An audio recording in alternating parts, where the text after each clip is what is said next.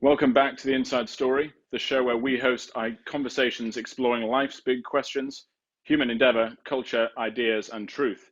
You can follow as usual online via all the usual channels at The Real Inside Story across Instagram, Twitter, and Facebook. As many of you know, these conversations and Q&A events usually take place as live events in unique locations. But due to the nature of the world right now, we're bringing them to your homes. As for all our events, if you have any questions during the conversation, please ask either via email at info@insidestory.show or via the YouTube live chat. And today on the show, I'm delighted to be talking with Paul Cowley. Paul Cowley has led an extraordinary life involving homelessness, crime, prison, broken relationships, and the army before becoming a Christian on Alpha in 1994. Since then, he's helped found Alpha in prisons and caring for ex-offenders, have been ordained, awarded the MBE. He's recently published his autobiography, Thief, Prisoner, Soldier, Priest, where co-authored with his wife, Amanda, and it's a privilege and delight to have him on the show today. So today we're going to be exploring Paul's life up to now, his book, and some of the fascinating projects he's been involved with. The book is available on Amazon and via St. Andrew's Bookshop, which the link will be in the comments below. Paul, welcome to the show. Well, thank you. We lost each other there for a minute. I'm not sure what happened, but anyway, we're back. Great, fantastic. Well, I'd just like to extend a warm welcome from the team at The Inside Story and also to the show. We've had many requests as to who to converse with, and it's a delight to be able to speak with you this time on The Inside Story, episode 3 on this show. So as with all our guests, before we start, I'd like to just understand a little more about the man behind the MBE, the man behind Paul Cowley, and the man off screen. So, Paul, before we start, for our listeners, just a few questions just to get people and get their taste buds going. A bit about you. So, firstly, what drives you, and what's the most adventurous thing that you've ever done? Oh, goodness me, 2 good starters. What drives me? I think change. I think hope. I've seen people change their lives. Thinking they can't do something, then realizing they can. The help that they get from people. That's what inspires me and keeps me going. That basically people can change, and live out their dreams. The most exciting thing I've done, goodness me, there's quite a few. One of them was climb Mount Kenya, which if you've read the book, which I know you have, you'll see that was an exciting adventure. And 17 years in the military. So there was lots of exciting things in there. Fantastic. Well, we're looking forward to hearing more about some of those time periods in your life. Certainly, obviously, the army, time in prison, and other areas. So we're looking forward to hearing that. So fantastic. Well, let's begin. As I've read your book really, and your life is now really split into two kind of aspects: pre-transformation and obviously before your transformation, from Manchester to London, based on your location. And I'd love to look into several chunks of this story. So the kind of chunks we're going to look at are youth, your early life as someone in prison, soldier in the army, becoming a Christian, becoming a priest, and then a number of the organizations you've worked with, and then obviously looking at some of the aspects in your book that you've talked about. So yes, so that's what we're looking at tonight, and yeah, I'd love to just kick off, and let's look back to the first area of your life, the youth aspect, from kind of 0 to 17. We're going to look at your youth, and basically, really, this is spanning from when you were born up to when you kind of started truancy, and then started, and obviously that moved into going into prison. So I just wonder if you could maybe just talk about some of the experiences you had, as being born in Manchester, growing up. Obviously, for those who haven't read the book, give them a bit of a taster of what they can maybe expect in that time. Yeah, thanks, David. So I was born in Salford, if people know that, just outside Manchester. You can't say Salford's Manchester because the people in Manchester get annoyed and the people in Salford get annoyed because Salford's a city. But I was born in sort of Salford, Manchester. Only child, really. I found out I had lots of siblings later, but to me and my knowledge growing up, there was just me, my mum and my dad, and they were both very dysfunctional, both alcoholics. My father was in his prime, about 6'2", 6'3", born in Toxteth, Liverpool. And my mother was about 5 foot, and she was born in Birkenhead in Cheshire, and me in Salford. So combination, if people listening know those areas, they're quite volatile areas. And my parents were both, again, volatile. My father, violent, not so much to me, but to everyone else around us as a family. And my mum was violent, but not physically, verbally. So the two of them together was, it was a nightmare growing up, really, just being with them wherever they went. It was a bit like a Magoo character. Wherever they went, there was this disaster and chaos left behind them. And sometimes I was involved in that. Fantastic. Well, it sounds like, and from your book, there's some pretty crazy stories of you traveling to different countries with your father and your family. I know he was into cars.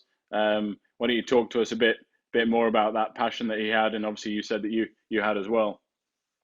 Yeah, no, I inherited that from my father, which got me in a bit of trouble actually. But my father was keen on cars and keen on animals, but not too keen on people, if that puts him in perspective. So my father was very keen to get cars and different things. And I guess growing up, we were in debt a lot. I mean, maybe it's the cars, maybe they were both alcoholics, both non-believers. So none of this church stuff or whatever going on in our lives whatsoever, or any of the Cowley families, as far as I can trace back. So pretty sort of dysfunctional. And I lived my life really in sort of working men's clubs or sort of drinking clubs or bars or whatever it was, pubs, because that's where my mum and dad gravitated to. So my early days were very sort of adult orientated. So I didn't have any, I don't want anyone to feel sorry for me because people had, a lot worse lives than I had, but I never grew up in a sort of young environment. It was a very adult environment. When I come back from school before I was expelled, there was always parties going on or drinking things at night. In fact, every house that I remember, my father built a bar. So we had a bar, with the optics and everything in the house.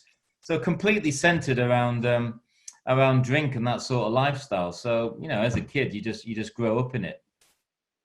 And was the alcohol aspect? I know in your book you talk about not really getting involved with drugs, but was the alcohol aspect something that obviously that you kind of really saw and that had a big impact in your life? As you kind of watched your parents doing that. Yeah, well, I grew up with alcohol. Not that they forced me to drink or anything, but you always, well, not saying everyone does it, but you used to go around drinking the bits that were left over, sort of thing. So I guess I got a taste for alcohol. My time growing up, I was born 55, so 65, 70-ish, round about that. It was mostly drink I was involved in. There was drugs knocking around, but the people I messed around with, it was mostly alcohol. And that's how I got into trouble with the cars, because I've always had a passion for cars, nice cars, but unfortunately other people's. Because most of the time I was unemployed before I ended up in prison. So various jobs, stealing cars and that sort of thing, drinking, getting caught by the police.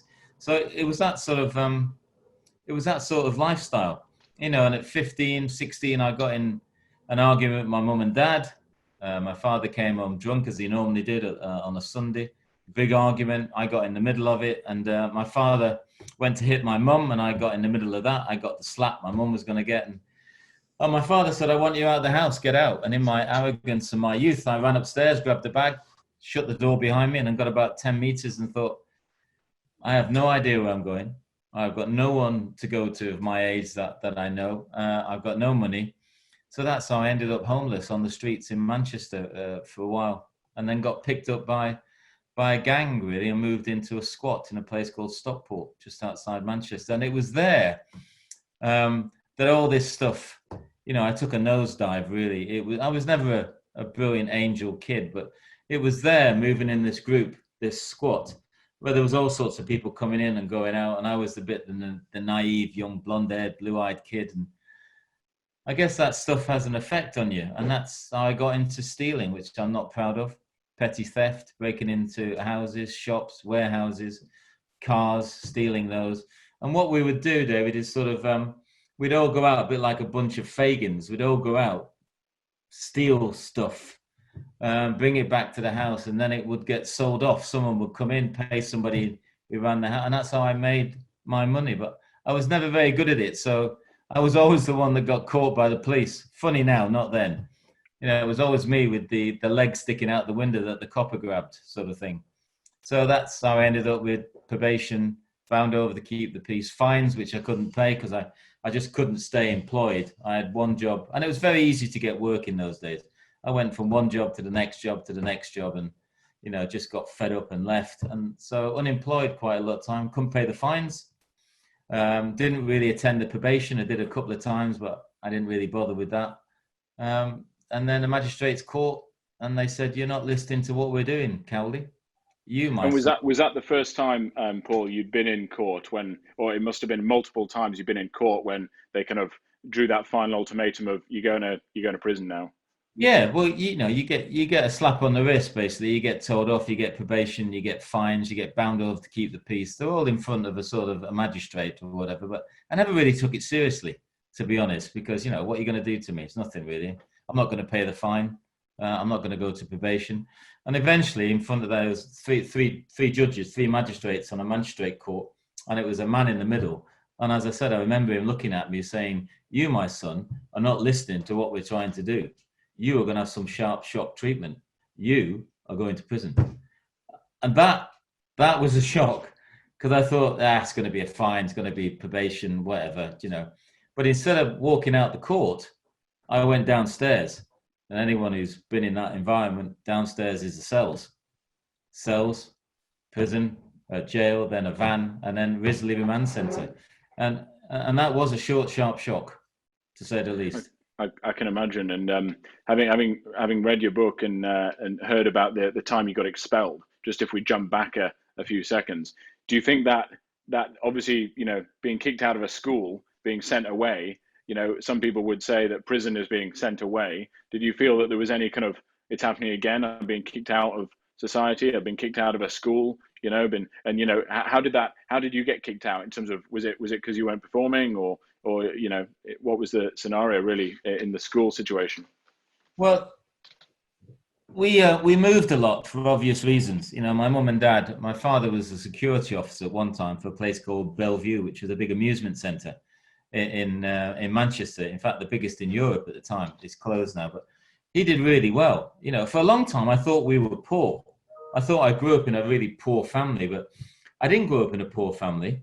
My mum and dad earned money, had two businesses, but what they couldn't do is hold on to the money. So we never had any money. So that's, as I mentioned in the book, but I mentioned seeing bailiffs for the first time and the TV disappearing and the fridge disappearing and then coming back again a week later. And I couldn't work out why that was, because I thought, we're not poor, are we poor? Anyway, so we moved to different areas, and one of the schools I went to, I did the 11 plus, which people will remember. And surprisingly, I did quite well at the 11 plus. And I got an opportunity to get a place at Manchester Grammar School. And I was really excited because I went to see the grammar school, and it was a nice building and had like a big lawns around it. And I was really excited, in the uniform. Goodness me, a grammar school. And then my parents, really, without any consideration of me, took up and moved out the area. So I couldn't go to the grammar school. So I went to a comprehensive in Manchester, and it was a tough school. I took Amanda back to see it, and she was terrified. It had barbed wire around it at the time. It's closed down now. So I went to just to clarify for listeners, Amanda is Paul's wife. Amanda's my yeah, of 30 plus years, from what I've understood. Exactly, and the author of the book we're talking about. So when I went to that school, like I mentioned before, I was small, slim, blonde-haired, blue eyes, and I was just bullied. Maybe the name Cowley, you can imagine what you can do with that name. And it was awful. So the reason I got expelled, to answer your question, was for truancy. And for a long time, I thought it was because I was thick. And it wasn't. I wasn't thick at school. I just never had the opportunities. But school was hell for me. So when I went to prison, or remand centre at the time at Borstal. It was very similar because it's an institution. But I was told when I went in there, just keep your head down, get yourself in the library, find yourself a job, do some exercise, don't look anybody in the eye, just do your time and get out. That's what I learned, from the bullying at school, which was a nightmare. And I would try and argue back, and I did try and fight, but it doesn't work out like it does in the movies that the one who's bullied wins. I never won. So in the prison, I just kept myself to myself. So if that's a lesson I learned, it's just don't get involved, keep quiet. Oh, that's very interesting. And having heard some of the comments that you've talked about more to the end of your book, you've talked about looking back. You felt like you'd maybe ignored God in your younger years. And in hindsight, I guess in hindsight, the question I was thinking about here, maybe for our listeners, just to understand, and maybe who some listeners are Christians, some are not Christians, where we don't take anything as an assumption here, but obviously, spoiler alert, Paul becomes a Christian in his story, I think, as you'll probably find out in a minute. But just looking back, Paul, just between those 0 to 17 years, you talk about looking back and that you maybe ignored God. He was working there. Are there any times that you can maybe look back and go, wow, I remember, yeah, he was there, but I didn't see him at the time. Yeah, he was there in that courtroom with me, and that little thing that happened, I kind of, all right, yeah, it's an interesting coincidence I didn't think was God then, but maybe in hindsight now. Well, I'd like to say I sensed his presence all the way, but I didn't. So there was an absence of that. I wasn't a God hater. My father was really. Later on he didn't, but in those years when I was growing up as a kid, he was very anti-God and faith and everything. So the trouble is with the faith thing or the God and the Jesus stuff, unless someone tells you about him, Christianity, faith, you basically have no reason to get involved in it. So I didn't. When I look back now, some of the skirmishes I got in, he must have been there. Otherwise, I should be dead or serving a very long sentence in prison. So I don't know if that answers your question, but he was there. Yes, I know he was. But I didn't see him. I didn't recognize him. I didn't know who he was. So what I put that down to is just look, I got away with stuff, or it was a coincidence that I wasn't there when I should have been there, or whatever. But yes, he was. But no, I didn't know because nobody told me about him for nearly 40 years. Wow, you're a lucky man, Paul. You're a lucky man. Yeah, you didn't. I mean, there's many other stories we hear on the news of people getting life sentences, and it only takes one crazy situation to end yourself in prison for a long time. So it's amazing how you were kind of spared in many ways. Just adding on from that, I think when that magistrate short sharp shock, Sonny said to me, it was a short sharp shock, and that doesn't work for everybody. It works for people. I work in the prison system now, as you know, but for me it was. So when I came out, I was terrified about going back in again. But what I did, I isolated myself. So really, I had a few sort of, disastrous relationships with girls and friends and stuff. But I basically put myself in a bedsit, a one-room flat in Didsbury in Manchester, and worked during the day and worked at night. And I didn't bother because I was terrified of making a mistake again. Not that I knew that through wisdom, it was fear. Yeah, that's right. Well, if we move on now, Paul, just to maybe the years between 17 and 21, if I'm right, when you were in prison, is that fair? Are those years right, or was it less than that? I wasn't that long in prison, thank God for that. But from 17 to joining the army at 21 were the disruptive years. Yes. Yeah. So you were. How long was your sentence in prison? Like you were in. I'm just trying to help people understand in terms of the length you were in there, and because I've got some questions in a minute as to what it was like. So yeah. Yeah. No, I was given a 6-month sentence in a remand centre, Borstal, and good behaviour. Like I did keep my head down. I got out reasonably early, but it was a 6-month sentence. Yeah. Right. So for those Paul who aren't aware of the whole prison system, which hopefully are not many on this call, we hear on the news about the high intensity maximum security prisons. That's kind of all we hear about generally. You're talking here about a remand centre, obviously the Risley prison you were in. What are the kind of different types of prison, just so people can get an understanding? Well, we don't really have Borstals or remand centres now. They were closed down, and the one I went to in Risley, which is Warrington, in between Manchester and Liverpool, its nickname was Grizzly Risley. So, the Borstals weren't the nicest places to be, and the people that were sent there to run them weren't always the best people.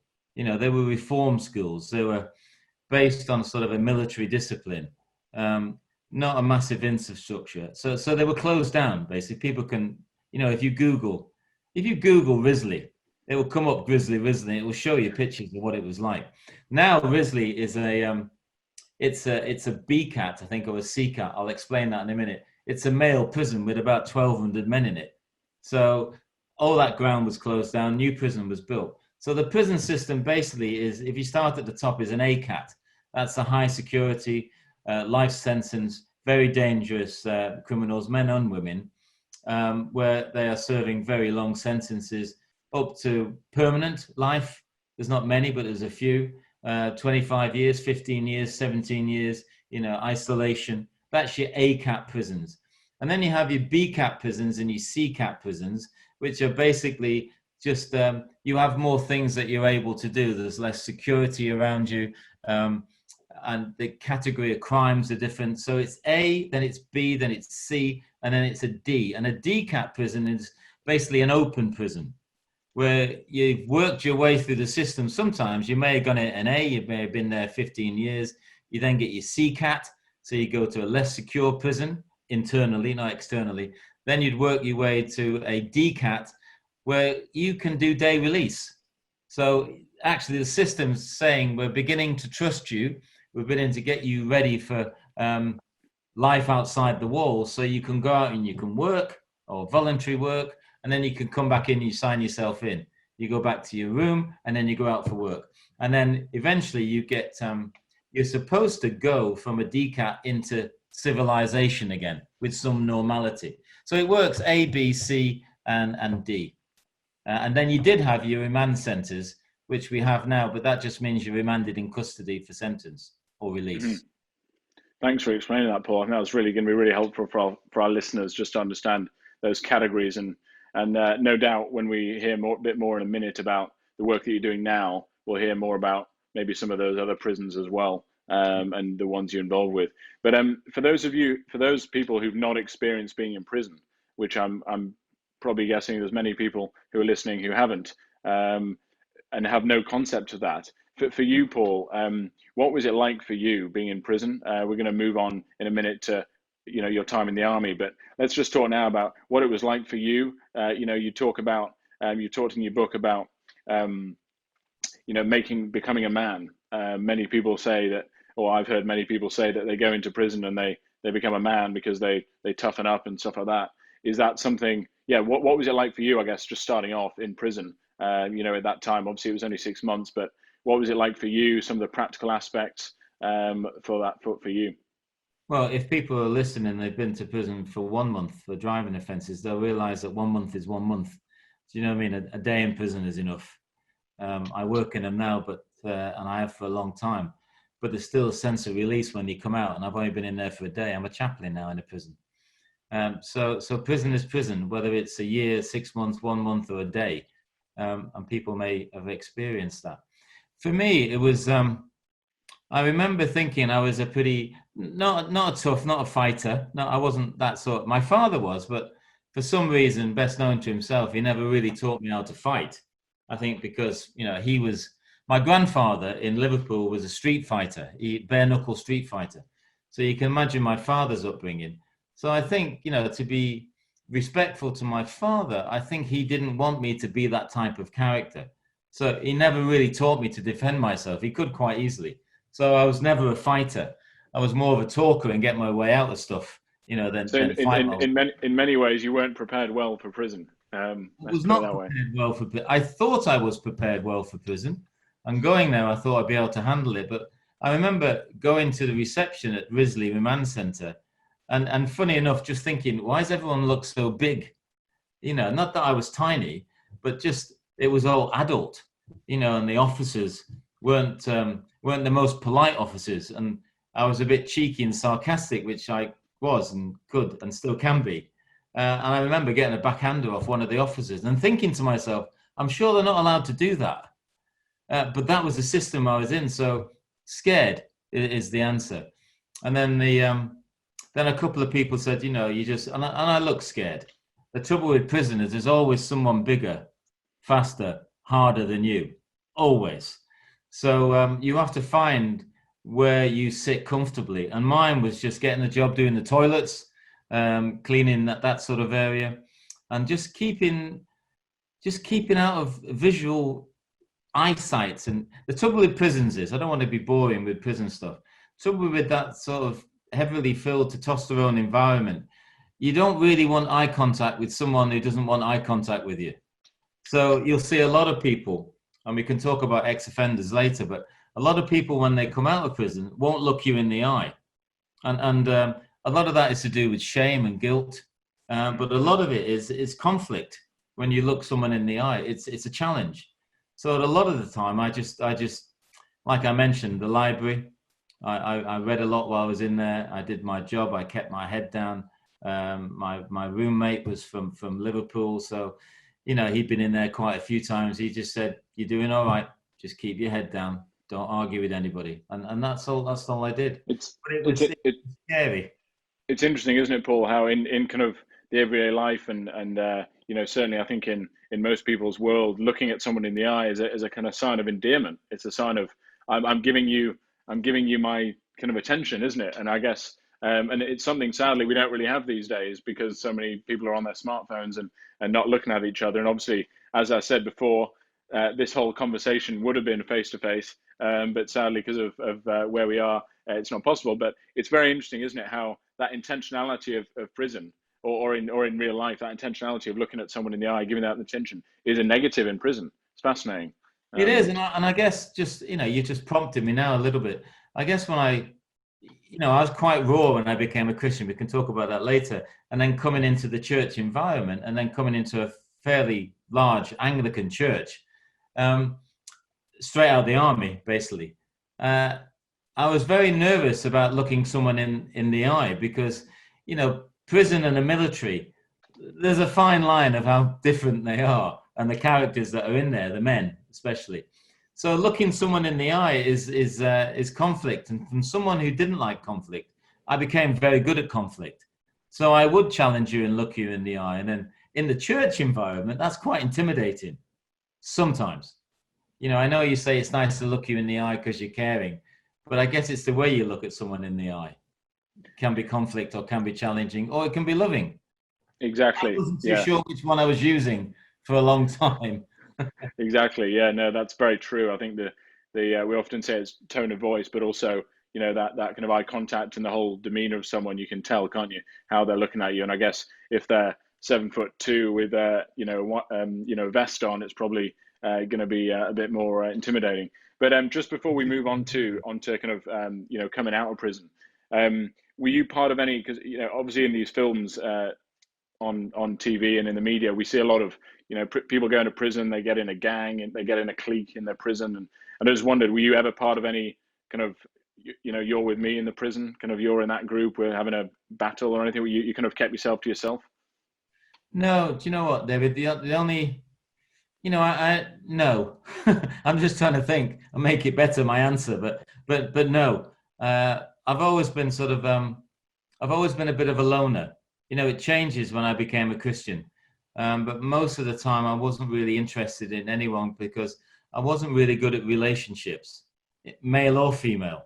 I was only used to looking after myself, so I never really involved myself in relationships, as I said, male or female, or gangs or groups. I mean, all my sort of my physical activities and what I've been able to do over the years, fitness-wise, when I look back, they're all singular. I was a climber, I was a canoer, I was a skier, I was a walker, I was a runner, I was a triathlete. They're not really group gang sports. I was never really a team person. I always found that really hard. And I think that's my upbringing that did that, really. Even in the army, part of you're part of a team, and a very strong team, but I was a very individual as part of that team. That's interesting. Yeah. So just before we move on to the next bit, what I'd love to understand is, obviously we're going to talk in a minute about how the work you're doing now with helping people come out of prison and meeting them where they are. For you, Paul, coming out of prison, what was it like for you? At that time where you've, I guess, I don't know, maybe you've been counting down the days of how long you've got left, and you get the day where you're coming out. What was it like for you when you're stepping out of those gates for you? Well, like I said, I left home at 16. It was a bit traumatic with my mother and father, and I didn't really get on with them at all. And I didn't really want to be around them, to be honest. Not I'm saying, I was changing, becoming a better person. I just thought, I remember the day I walked out and slammed the door. The reason I did that, I remember thinking to myself when I was in Manchester, thinking I've made a drastic mistake here, sleeping in a bus shelter in Piccadilly. I remember thinking, but this is still better than that. Because my home life it was like a war zone. It was constant shouting and loudness and yelling at each other and aggression and drunkenness. Not saying I was, I was better than that, but it was like a war zone. If anyone's ever been in an operational tour, war zone, it's just noise. And that's why I had to escape. Not that I was sort of big and brave trying to get out. I just couldn't bear that stuff. Anymore, really. Exactly. Well, thanks for sharing that, Paul. Well, just for our listeners, as we said at the very start, this is the Inside Story. It's the show where we host conversations exploring life's big questions: human endeavour, culture, ideas, and truth. You can follow online via all the usual channels on social media at The Real Inside Story. As many of you know, these conversations are usually face-to-face and the Q&As, but due to the present climate we're in, we are bringing them to your homes. So as per all events, if you have any questions, you can put them in the live chat on YouTube or in the email info@insidestory.show. And today, as mentioned before, I'm speaking with Paul Cowley, who is led an extraordinary life involving homelessness, crime, prison, broken relationships, and the army before becoming a Christian and then becoming a priest, and doing many, many amazing bits of work with organizations up to now. So we're looking forward to hearing more. But Paul is on the show today, and we're excited to have you with us, Paul. So moving on now to your time in the army.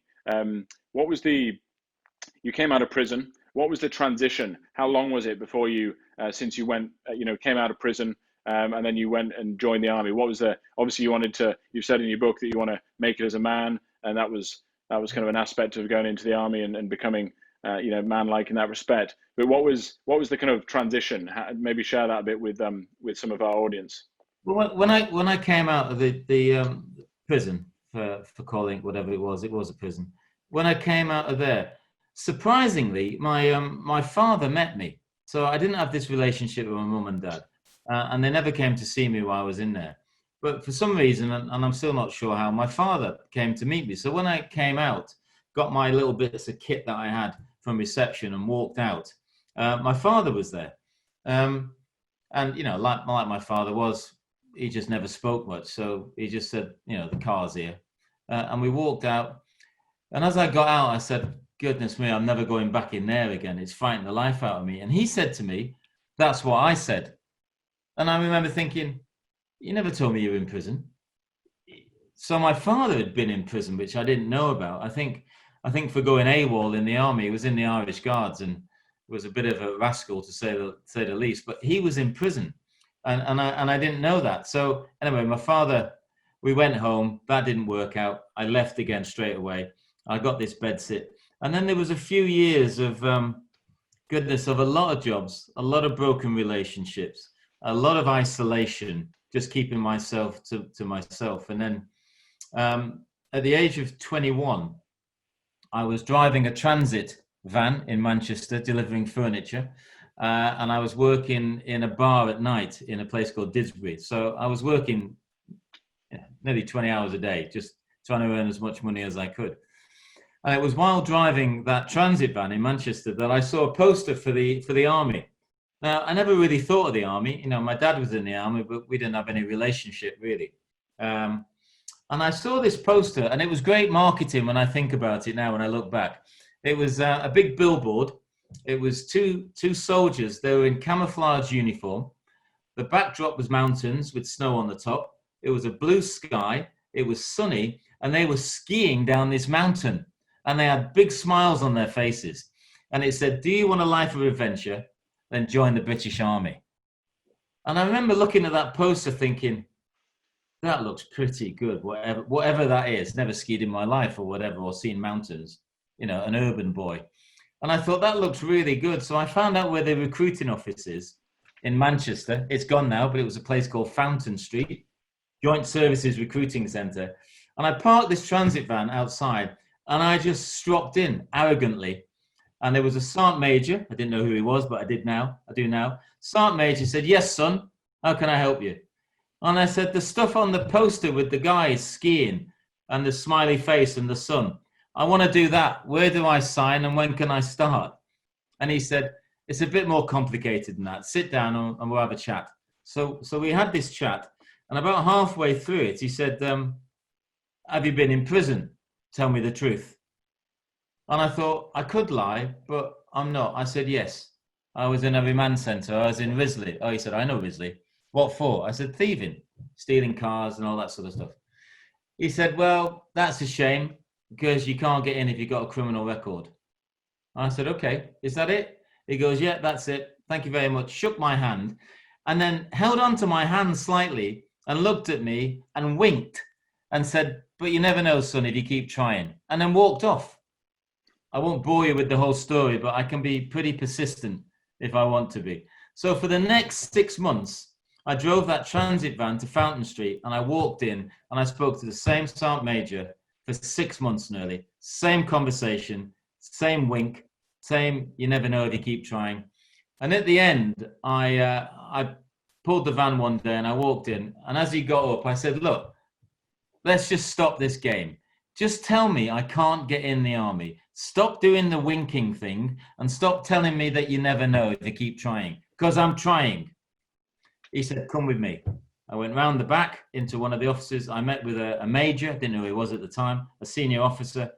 And they said, "We've been watching you for the last 6 months, son. You are pretty determined to get in, aren't you?" And I said, "Yes, I've got nothing else." Sat down, I was re-interviewed, and I was given a Bible, which I got my hand Bible, and I swore allegiance to the crown. I was accepted for basic training.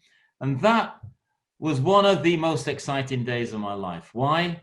Because someone saw something in me that no one else had ever seen before. And that, I think, thinking about it now on my feet, that's when I think hope entered my heart. When you talked before about God, I didn't know about God. But it was at that moment that I thought, goodness me, I've got a chance. And that was the change in my life, really, the start of the change. It then went from thief, prisoner, and now soldier. And So I think that it was an extraordinary time for me. It's very interesting, Paul. Is that word you used there was kind of accepted. You're accepted into the army, and I guess you could look at that hope and that first time you're accepted, into something. Whether obviously you didn't feel accepted in the family, you didn't feel accepted at the school, you didn't feel accepted at the prison, obviously, and the gang. I don't know if you felt fully accepted. It was just something that you were involved with. It's something as a means to an end. Say again, Paul. Yeah, no, nothing else. The squat that I was in that you mentioned, it was just people coming and going. There's no real relationships in there. There's men and women in and out and all sorts of things. It was just a bed space, really, somewhere to sleep where, like I've always done till I met with Christ, I've always tried to move on to the next situation, because I always thought, once I get out of this one, it'll be better. Once I get out of this, once I get this court case out of the way, once I get the prison sentence out of the way, once I get there's always something better, I thought, down the road, but it wasn't, because it was me that wasn't changing. I was just moving into different environments. So no peace really at all until I got accepted into the army. Yeah. Wow. So that's a real. Talking to you now after all these years, I still think that was a bit of a miracle with my background for them to take me on. It was a miracle. Well, I mean, it's a huge turning point in your story, and having read through your different aspects of your life, it is a huge turning point. That acceptance aspect. I've got a few key words I've pulled out just from our conversations in the past, but also the book, and that is one of the words, that acceptance aspect of being welcomed into something. And I guess at the time you didn't know exactly what it entailed, No. but 17 years of being in the army, if I'm correct, of being in the army. 16 and 3/4, but yeah, 17 years. Okay, so around 17 years being in the army. So let's look at that aspect now. You've talked in the book as well about kind of making it as a man, and being in the army and getting involved, obviously, in the individual things like skiing and adventuring. How did you, as a individual person? Well, we all know that the army is made up of many individuals, but it's a real team effort from my kind of understanding. How did you, as an individual, a make it as a man, in your words, but B, how did you get molded into, this is a team, this is many individuals working together, or did that happen to you? No, well, a bit of all of that. You know, the one of the latest recruiting adverts. You know, I work with the MOD now and the military, which is fantastic. One of their latest advertisements is, you know, I was born in Leeds, but I was made in the Navy. I was born in Manchester, and I was made, and it's the army that made a man of me. Absolutely, if to coin that phrase, in some aspects. So when I joined, I just found out that I excelled in it. I think you're right. Accepted into a family. You know, the army fed me, it watered me, it clothed me, it paid me. It brought out some skills I didn't know. I realized I was quite fit. I realized I was a good shot. I realized I had you know, leadership potential. I wasn't thick, which I thought I was, all from my school days. I was quite bright, so I got through the education in the military. I got promotion quite quickly, and you can see, I just loved it, and I felt really accepted and excelled in it. And what the army is very good at, you know, it's very good at teaching you, mentally, it's very good at challenging your brain, strategy, maneuvers, operational tours. You know, I did Northern Ireland, I did the Falklands, leadership, strategy, skills, all that sort of thing, weaponry, everything. It's very good physically. You know, I probably went in there a bit of a slob, and after 26 weeks basic training, I was pretty fit. And I've continued that all my life now. You know, the army gave me that sort of bug to keep fit, and I'm still fit now, and it's still helping me. But what it doesn't do, it tries to, but what it's not as good as the other two is spiritually. So those 17 years in the military, though I excelled physically and mentally, maybe you could say that, and I became a better person in those sort of two aspects, there was no moral compass. You know, I had no moral compass at home, no moral compass at school, certainly no moral compass at my time in that remand center, that prison. And the military didn't teach me anything about moral behavior.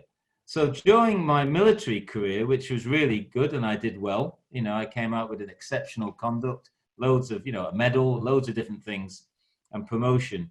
But I went through 2 marriages, 2 divorces, almost became an alcoholic. From being bullied at school and scared in the prison, I certainly learned to handle myself in the military.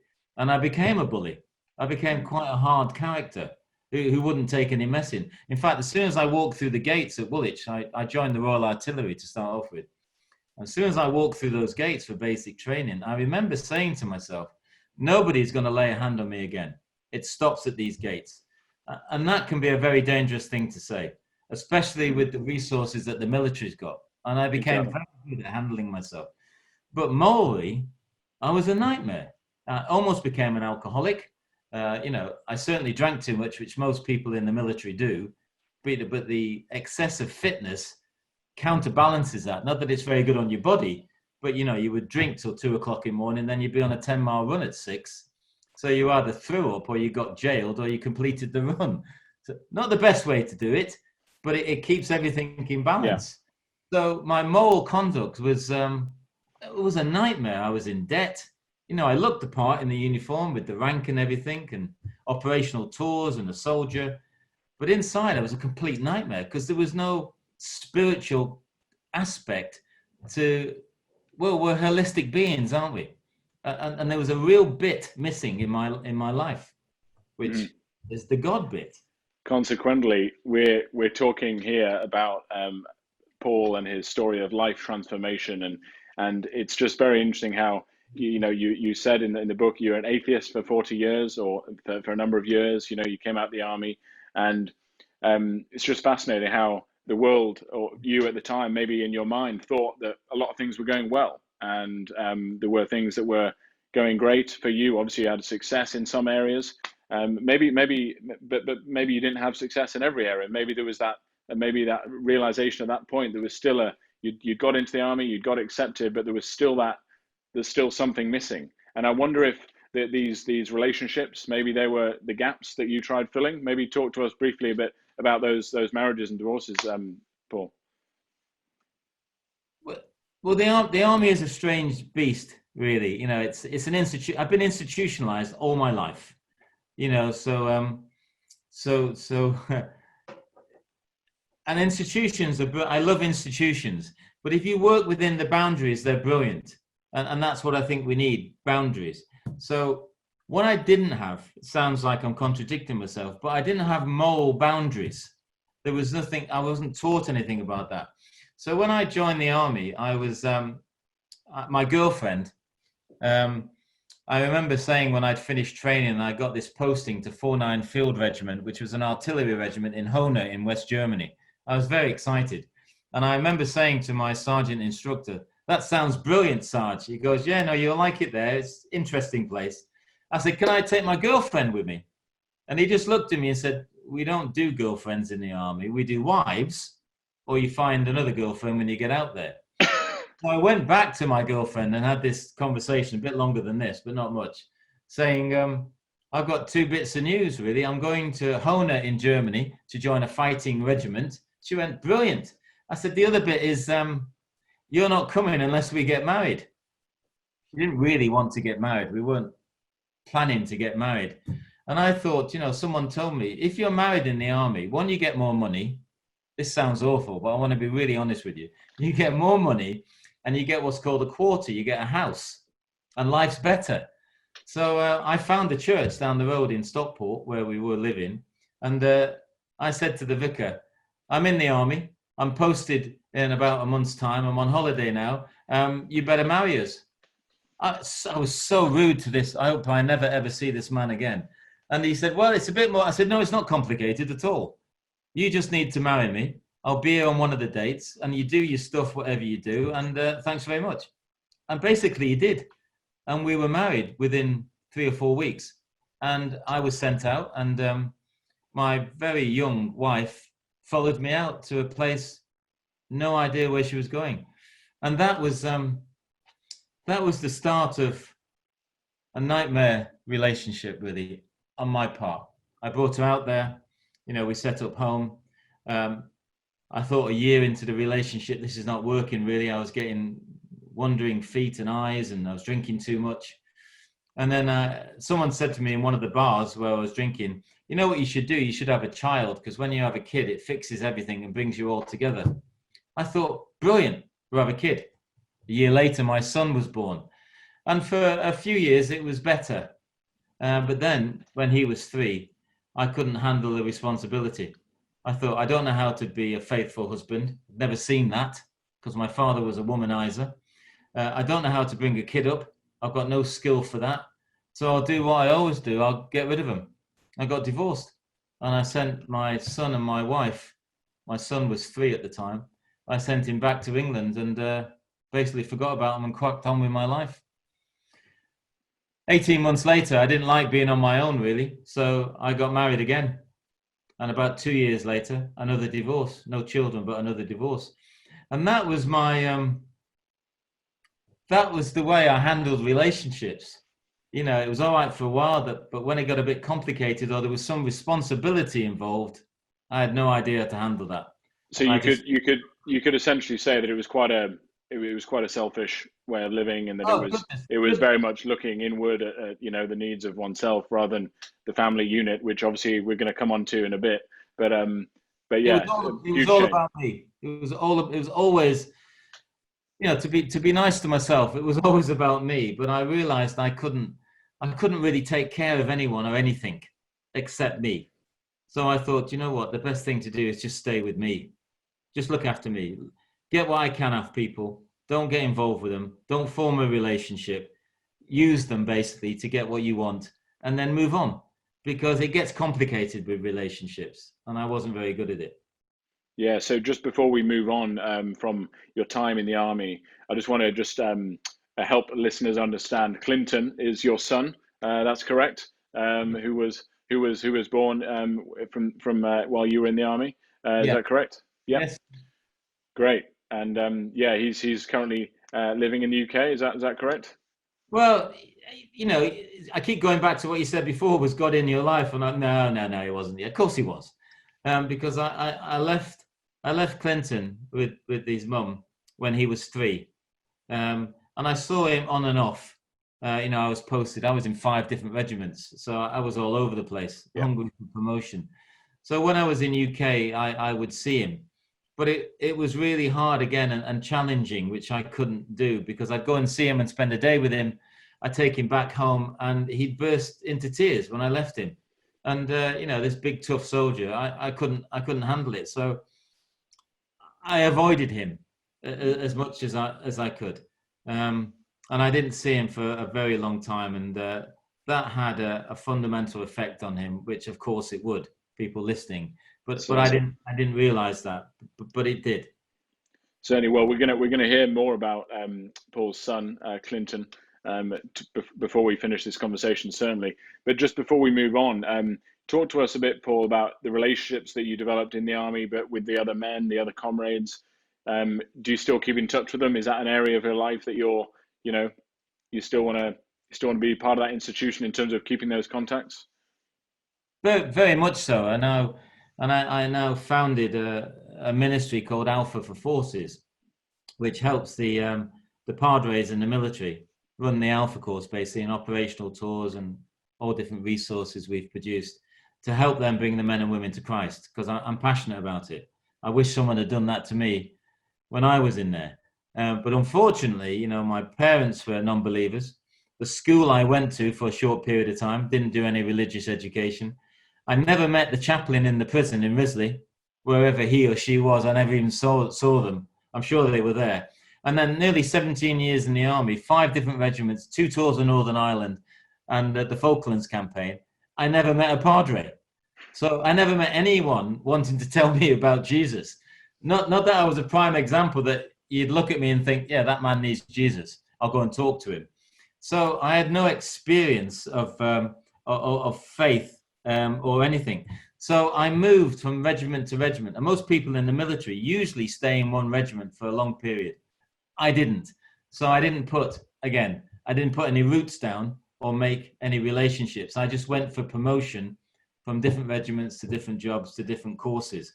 So again, no fundamental relationships. And to answer your question, after nearly 17 years, I have 2 people really that I'm in contact with. One is the person that sort of introduced me to Christ, who I'm still in contact with now on a mostly daily basis, and another guy from the parachute regiment who couldn't really handle me becoming a Christian, and then who loves me to bits. If he's listening to this, he might be. He knows who he is. I love him to bits, and he loves me to bits. He just can't get his head around the Paul Cowley who used to be in the military and the Paul Cowley now. But he'll get there. So I've got 2 people really. Fantastic. That's really exciting. I think that's part of what we're talking about today is that transformation, and we're coming on to a point now, which I think is probably the tipping point of the whole conversation, looking at the kind of the transformation moment. And I know it's very interesting because many people in life who maybe are Christians or not Christians or religious, some would call themselves not religious. I think there's always a moment that kind of, although it's a journey that in life that we grow in knowledge and understanding of these religions, and our faith, as some would call it. It certainly is. I think for most people, there's a moment or a person or a kind of moment in time or an incident that they can remember that's the trigger. And so I guess one thing I'd love to just explore on now is obviously you left the army. From what I understand, you were dissatisfied. You got your promotions, but it wasn't satisfying your your needs. Correct me if I'm wrong there, Paul, but that's kind of what I understand. And so you've come out of the army, you're still an atheist, and talk us through where you went from there. So you're 39 years old, 1995, if that's correct, by the dates that I'm understanding. You're that age. You've come out of the army. Talk us through moving into the next steps of becoming a Christian. Well, there's a few. I'll try and Yeah. just get the timeline quite tight for you. There's a few. I took as I said, one of the regiments I went to was the Army Physical Training Corps. I transferred into the APTC, which basically a fitness instructor for the military. There was about 300 of them at the time, and you get allocated to regiments, and you're responsible for the fitness. And that was my priority, and within it, my skill set was adventure training. So I got posted to the 3rd Battalion Royal Green Jackets, which is an infantry regiment, fantastic regiment. I joined them in Colchester, and then they moved to Gibraltar, and I got pally with another sergeant there who was an infantryman, but interested in climbing and stuff, and we became friends. And we had this idea to put an expedition together and climb Kilimanjaro and Mount Kenya. And we got that all together. The army funded it, and it was brilliant. And we took 10 young soldiers, and we went out to Kenya. And basically, my friend died on the mountain. It's in the book, but my friend had a climbing accident, 2 of us, and he died. And I was put in a serious predicament on a mountain. And I met someone on that mountain ledge, and now I would say it was an angel. At the time, I had no idea who he was. I didn't care who he was. I was 800 foot up and out of my depth, and he helped me, and then completely disappeared off the planet. And that was unusual. Shortly after that sort of trip, I left the army. Basically, a few things, but I left the army. But that was the first sort of incident that got me thinking. And then, later on, as a priest reading the scriptures, there's a bit in it's Hebrews 1 verse 14 where it says, "Angels are ministering spirits sent to those who will inherit salvation." And I remember thinking, goodness me, it took me 4 years from that epic sort of incident on the mountain where I nearly died and I was rescued by this whatever. Now, angel, then I don't care, anybody. And then reading that scripture, but it took 4 years for me to come to a knowledge of Christ. So it just doesn't happen, or it didn't for me. I didn't drop on my knees getting off that mountain and think, oh God, you've saved me, take me. Didn't work. I was still another 4 years as the character I've just described. And then really what happened, a few things happened to me, incidents. Now I'd say they were God incidents, but I didn't know what they were at the time. They were just odd, peculiar things. And then one of the things that happened, I left the army, I moved in with my girlfriend, Amanda, and I was doing some physical training. I was a sports instructor, I was a private trainer, all that sort of stuff. This is in the UK, Paul, isn't it? Yeah, this is in the UK. Yeah, so we're back in the UK. We're off the mountain. We're back in the UK. Off on the mountain. I left the army. I joined the Green Jackets. I went from Gibraltar to Dover, and I left the army in Dover. I just had enough. There was a change happening in me, but I didn't know what it was. I was just tired of the army. I'd been told my ceiling was Sergeant Major. I had a couple of things to do that, and I was just bored. So I left. Moved in with my girlfriend, Amanda. And then really what happened is when I transferred to the Army Physical Training Corps, it was a year's course. And about 120 of us signed up for selection to get into it, and 18 of us got through in the end. And I was fortunate enough to be one of those people that got presented with the crossed swords on here, and it's quite a thing. It was for me anyway. But one person died on that course, and 2 people ended up in wheelchairs, and a lot of people left, over 100. And one of the people on that course, the senior instructor, was a nightmare, Sergeant Major. And he was just a psychopath in uniform. And his main aim really was to fail you, because in his mind, no one was ever good enough to get into the corps that he was part of. You get my drift. So he was just, I won't say what he was, but he was awful. And I hated him. And the other character I told you about, who was in the parachute regiment with me, we really did think one time we might do him some harm to get rid of him. Thank God we didn't. So anyway, I did my tour in the Army Physical Training Corps, 4 years. I left the Army, moved in with my girlfriend. And then one day when I was just minding my own business, I checked the mail, and what came through was a postcard. It was a postcard that was a bit odd. It had a biblical scene on the front.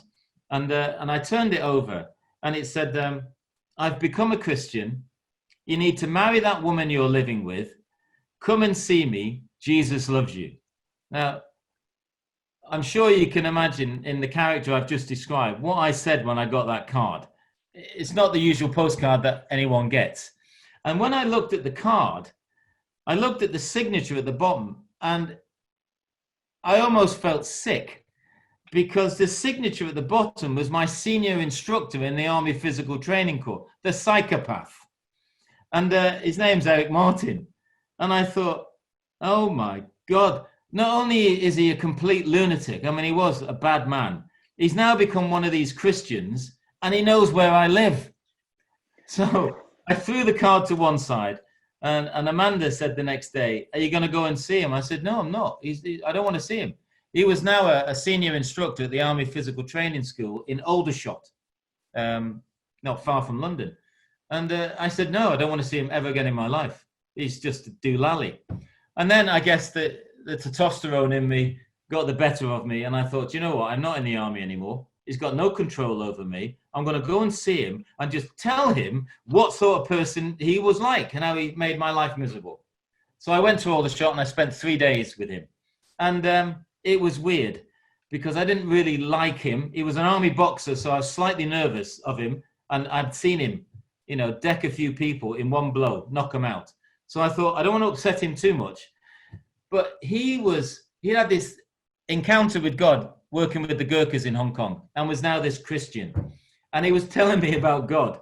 And it was very weird. We'd go for a run, we'd have a drink. He had this Bible under his arm all the time, like this, walking around. And he'd say, Jesus loves you, Paul. He's got a good plan for you. All this stuff you've been through, quoting Romans, quoting Jeremiah, quoting all the stuff we know. And I said, yeah, maybe for you. He said, no, it's for you.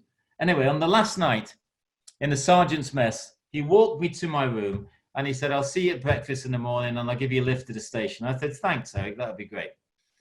And just as I was shutting the door, he gave me a piece of paper and he said, just read that before you go to bed. I said, okay, mate, thanks.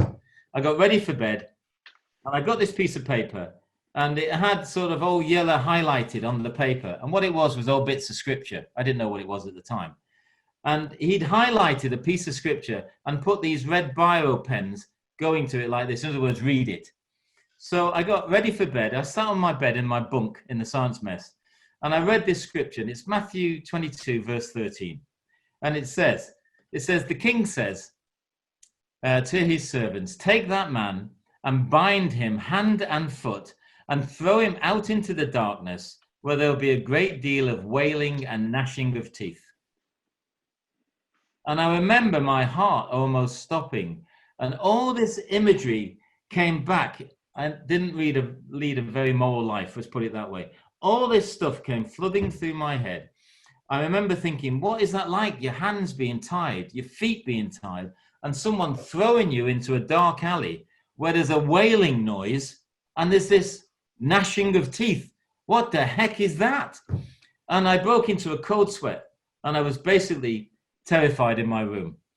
And I tried to sleep, couldn't sleep. And then some image came into my head, and it was for the listeners that are older, the Ladybird books. They did a Ladybird book on the Lord's Prayer. How I saw this image, I have no idea. It was two kids, they had their hands together, and on the front it was the Lord's Prayer, Ladybird books. And I remember thinking, I need to pray. So I got on my knees, on my bunk, put my hands together, and I just said, God, I don't want the gnashing of teeth. Amen. And I tried to sleep, and I had horrendous sleep. I couldn't sleep, sweating, feeling sick. I got up in the morning, I went to breakfast, and my Sergeant Major friend was sat in the canteen, in the sergeant's mess. And I walked up to him, and I said, Eric, the bit of paper you gave me. And he didn't look up. He was eating his bacon and eggs. And he said, so what did you do? I said, I read it. He still kept eating his bacon and eggs. And he said, so what did you do? I said, I asked God to take away the gnashing of teeth. Then he looked up and smiled and said, ah, welcome to the kingdom of God. You're now a Christian. That was my entry into the Christian world. Now, some might say that's not the best scripture to use for people. But in retrospect, David, God knew my heart. I needed something, and I really needed that scripture to let God get my attention, because nothing else had got my attention. Mm-hmm. And now that's another debate, theological debate, if you wanted that. But through the fear of God, it says, is the start of wisdom. And it was him who saved my life. You know, how do you thank somebody like that? And it was through that scripture that the catalyst of change started to happen. He was the first person to speak to me about Jesus in nearly 40 years. That's why testimony is so important. Stories. I think the really well. Firstly, thanks for sharing that, Paul. It's very personal and powerful part of your story, and really meets you in that dark place. And I think it's very evident as well. And I think I've seen it in many people's stories, in that God meets people wherever they are. He doesn't meet everyone in the same place. He meets people, in the gutter, on the top of the mountain.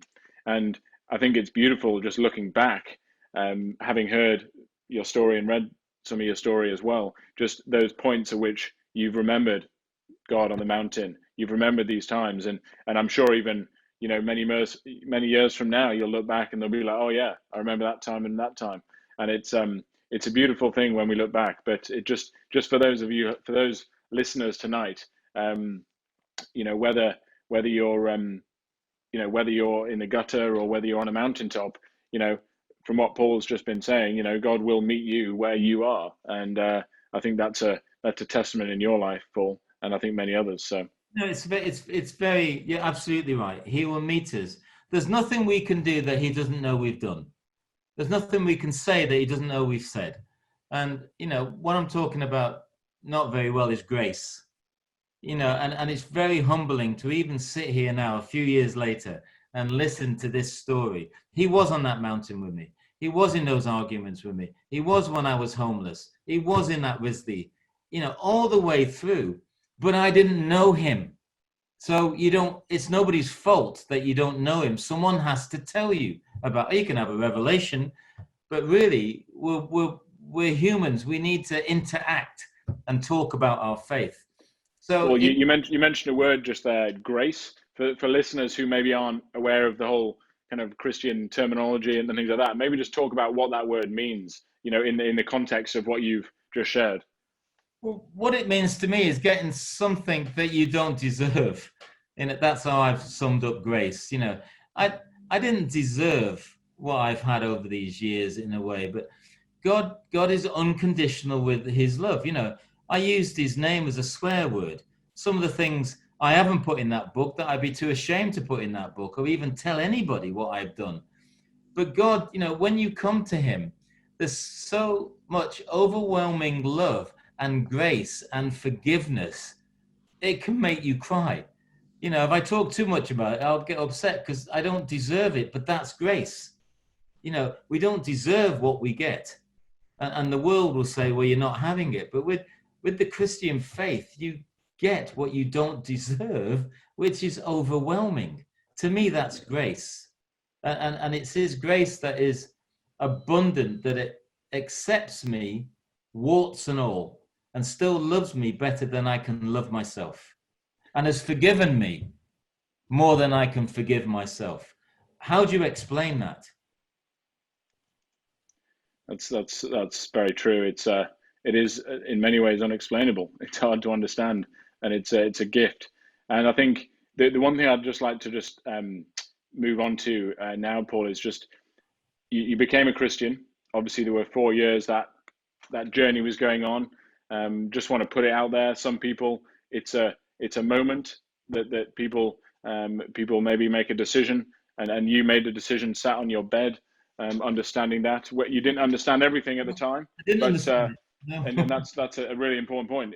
Paul didn't understand everything he was kind of getting himself into at the time, but that's the whole thing of, it's like a relationship. Many people would say it's a relationship. When you get to know someone, you don't know everything about them at the start. But I think as you develop through that relationship, through time and through spending time with someone, you do really build and understand more about that person. I think that's maybe something of what you've touched on tonight, Paul. But in terms of the, obviously just moving on to I know Alpha was a big part of you kind of really making a commitment and an acceptance. Can you just talk to us a bit about that phase, and also just what Alpha is for those who don't know? Well, I had my introduction into the Christian faith through Eric Martin, the psychotic Christian Sergeant Major. And it doesn't matter how you come in. And I think you're absolutely right. And it's really important that we are unique. You know, God says that, you know, our names are engraved on the palm of, so he knows us personally. And for me, I needed that scripture. For other people, you know, there's other scriptures, there's other times, whatever. And it doesn't really matter how he gets you. He's relentless at pursuing you with love to get you, because he knows he's got a plan for you. And it took a long time for me to get into that plan. I wish it had been earlier, but nobody talked to me about it.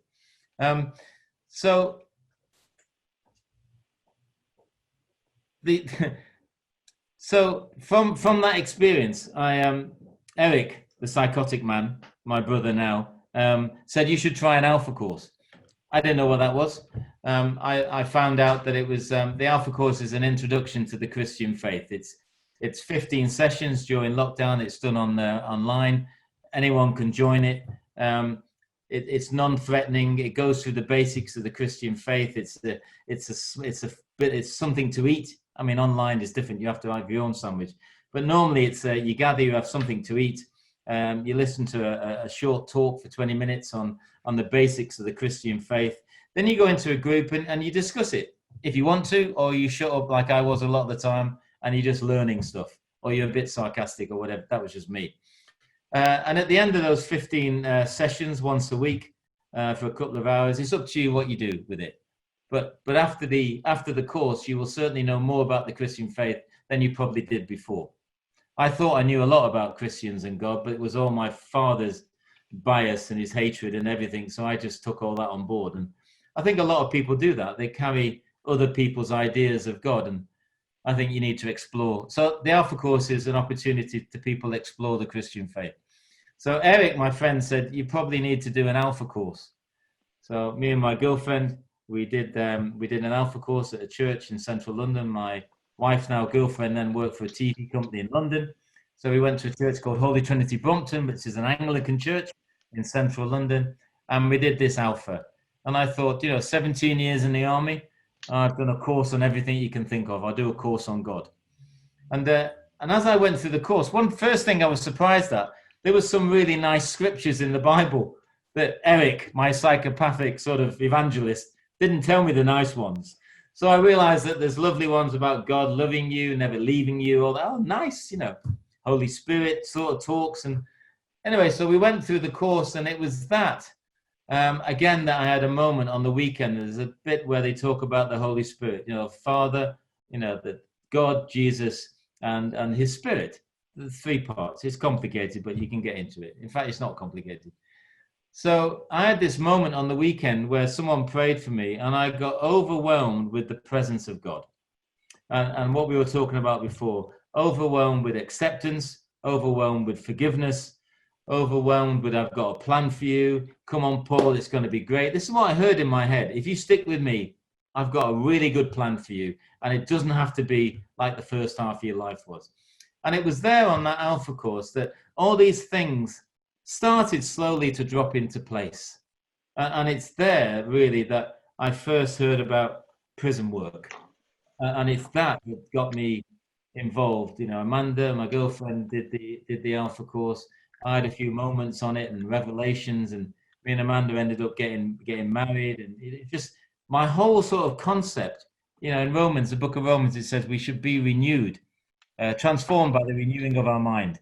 And my mind basically started to change. And that's what that course did for me. Not the course, God, but the course was a catalyst to let me see things that no one had ever shown me before for myself.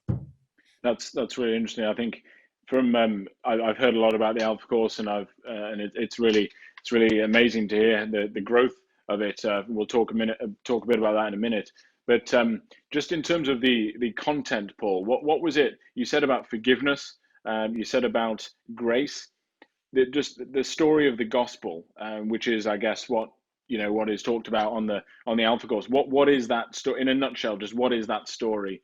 Just very simply for our listeners if they don't know. Well, it just goes to if you're like me and you knew nothing, I knew nothing of Christian faith.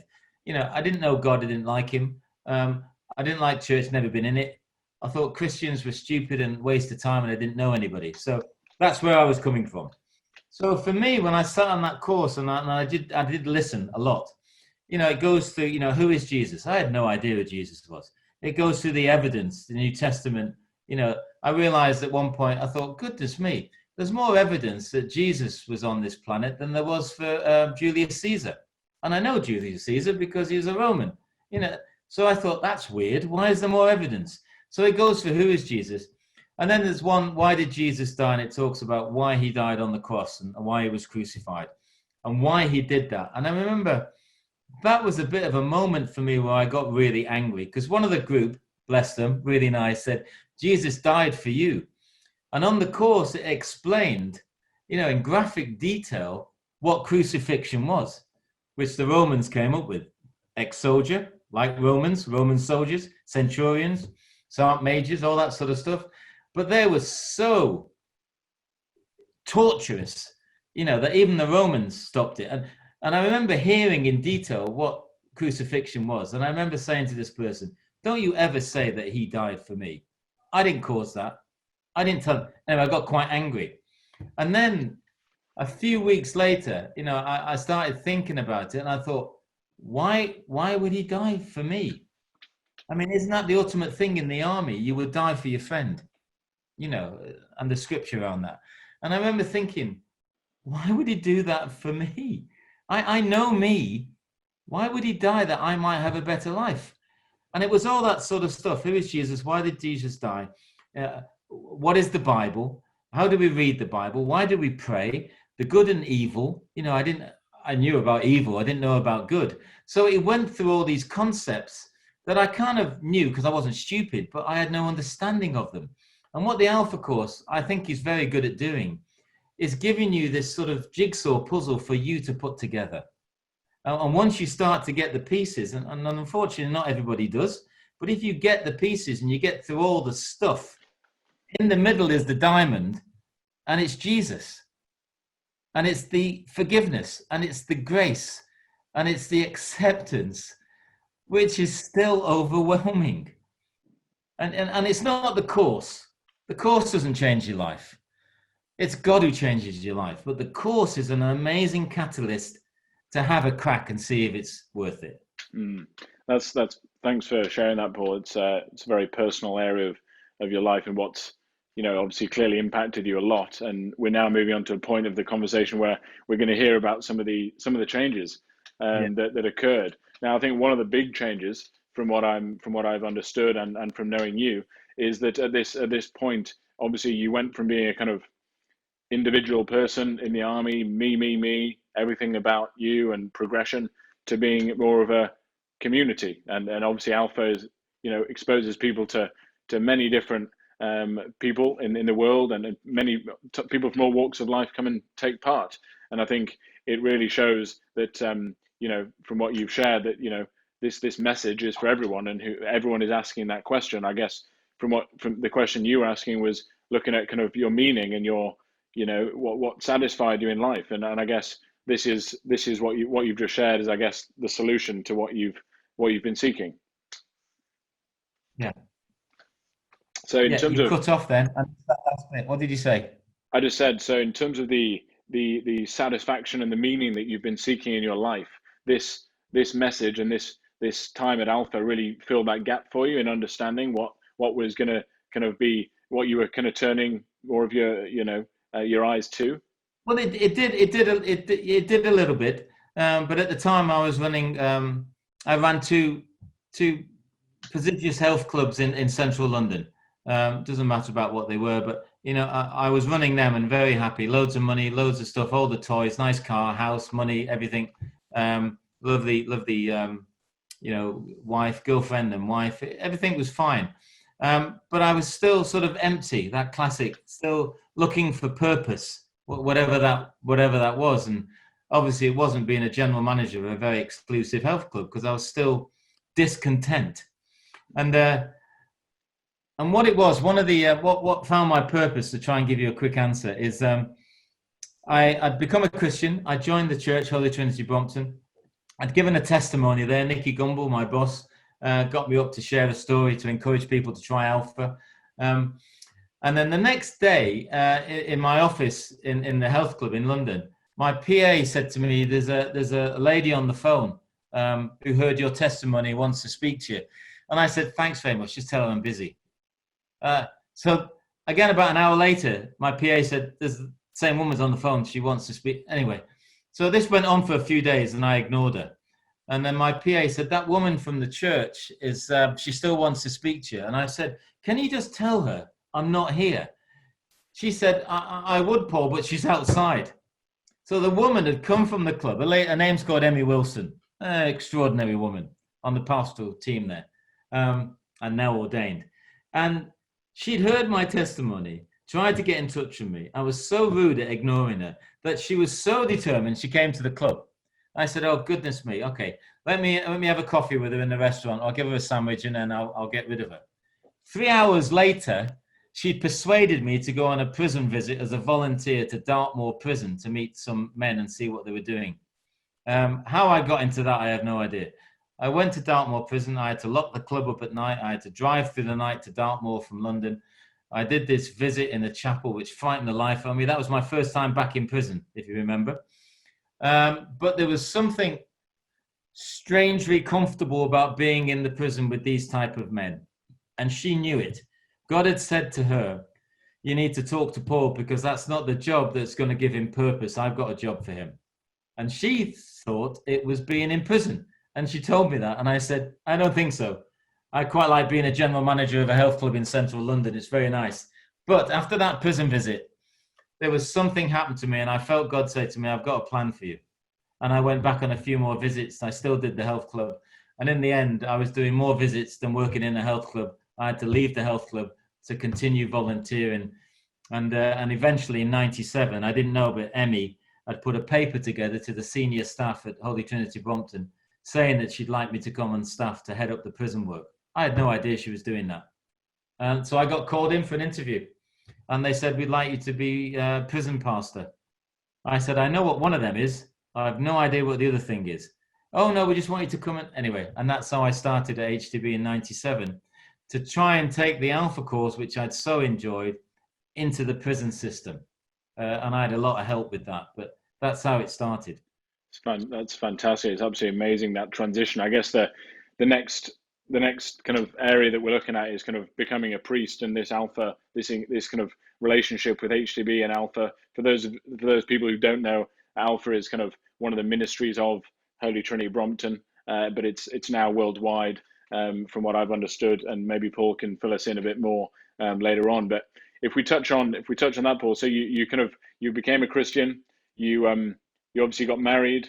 These are huge life moments, and as you look back, I can imagine pretty amazing when you look back at these situations. But you became a Christian, you got married to Amanda, your wife now, and just why don't you tell us, was she a Christian at the same time? Did she become a Christian when you did, or had she been another way?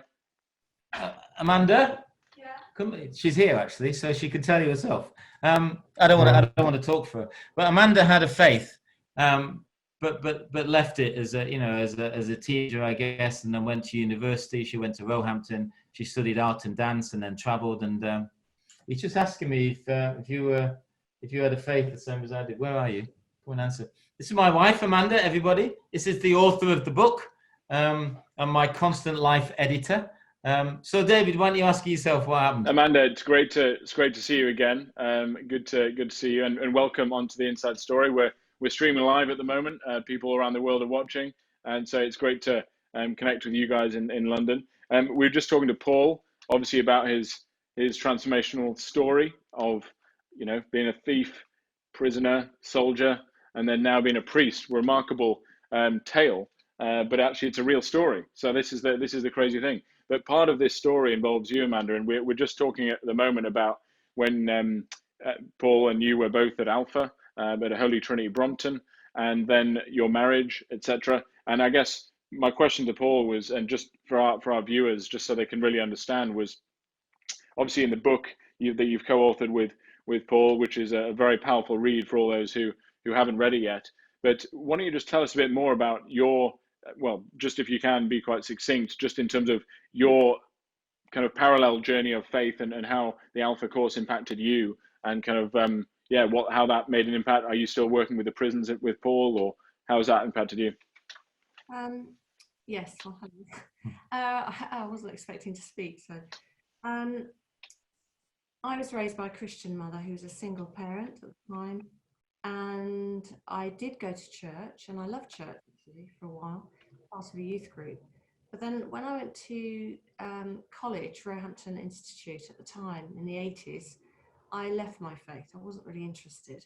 I just felt it was a set of rules, and I didn't really want to adhere to those rules. And I discovered men, and college was fun and everything, and that was my trajectory really. I just wasn't interested in the whole holiness of the Christian faith. It was not relevant to me, I would say. And then I went to Cyprus on a trip with a friend, and I met this sergeant who was climbing. And I don't know really what happened. I mean, I was 21 and he was 29. She was overwhelmed with me, as I'm sure you can understand, you know. I don't know what, I was in some sort of crazy state of mind, I think. And we had such fun, and you can read about some of that in the book as well.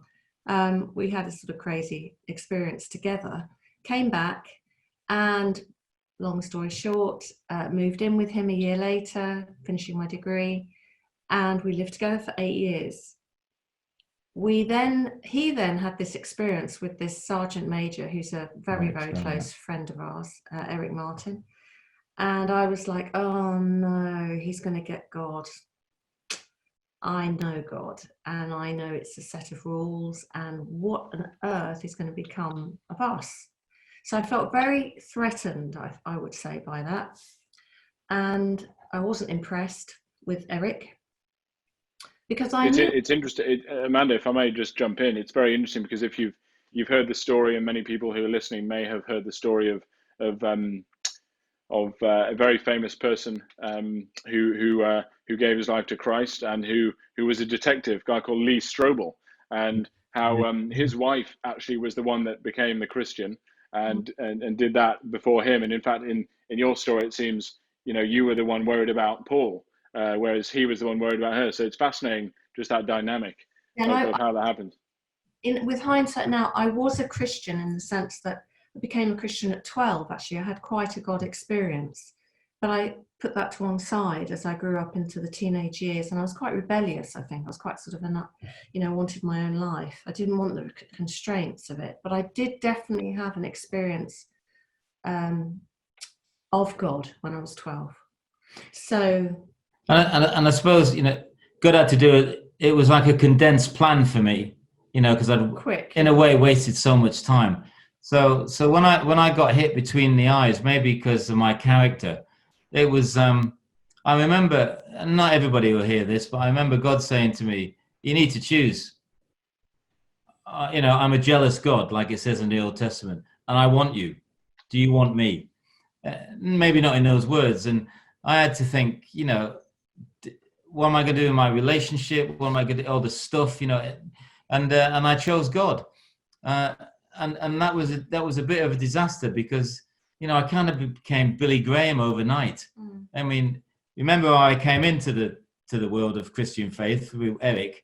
So my whole character was still quite hard and military, and now I'm a Christian. So it's like, come on, let's get it sorted. Let's get on with it. Stop messing around. If you don't like it, away you go. I'm off. It was very black and white. I was very black and white. And I'm a grey person. I work in the greys in a way. So I was like, oh, come on, no, you're just being extreme. And we're living together. And we had a house together, and we were living together. And I said, nope, that stops.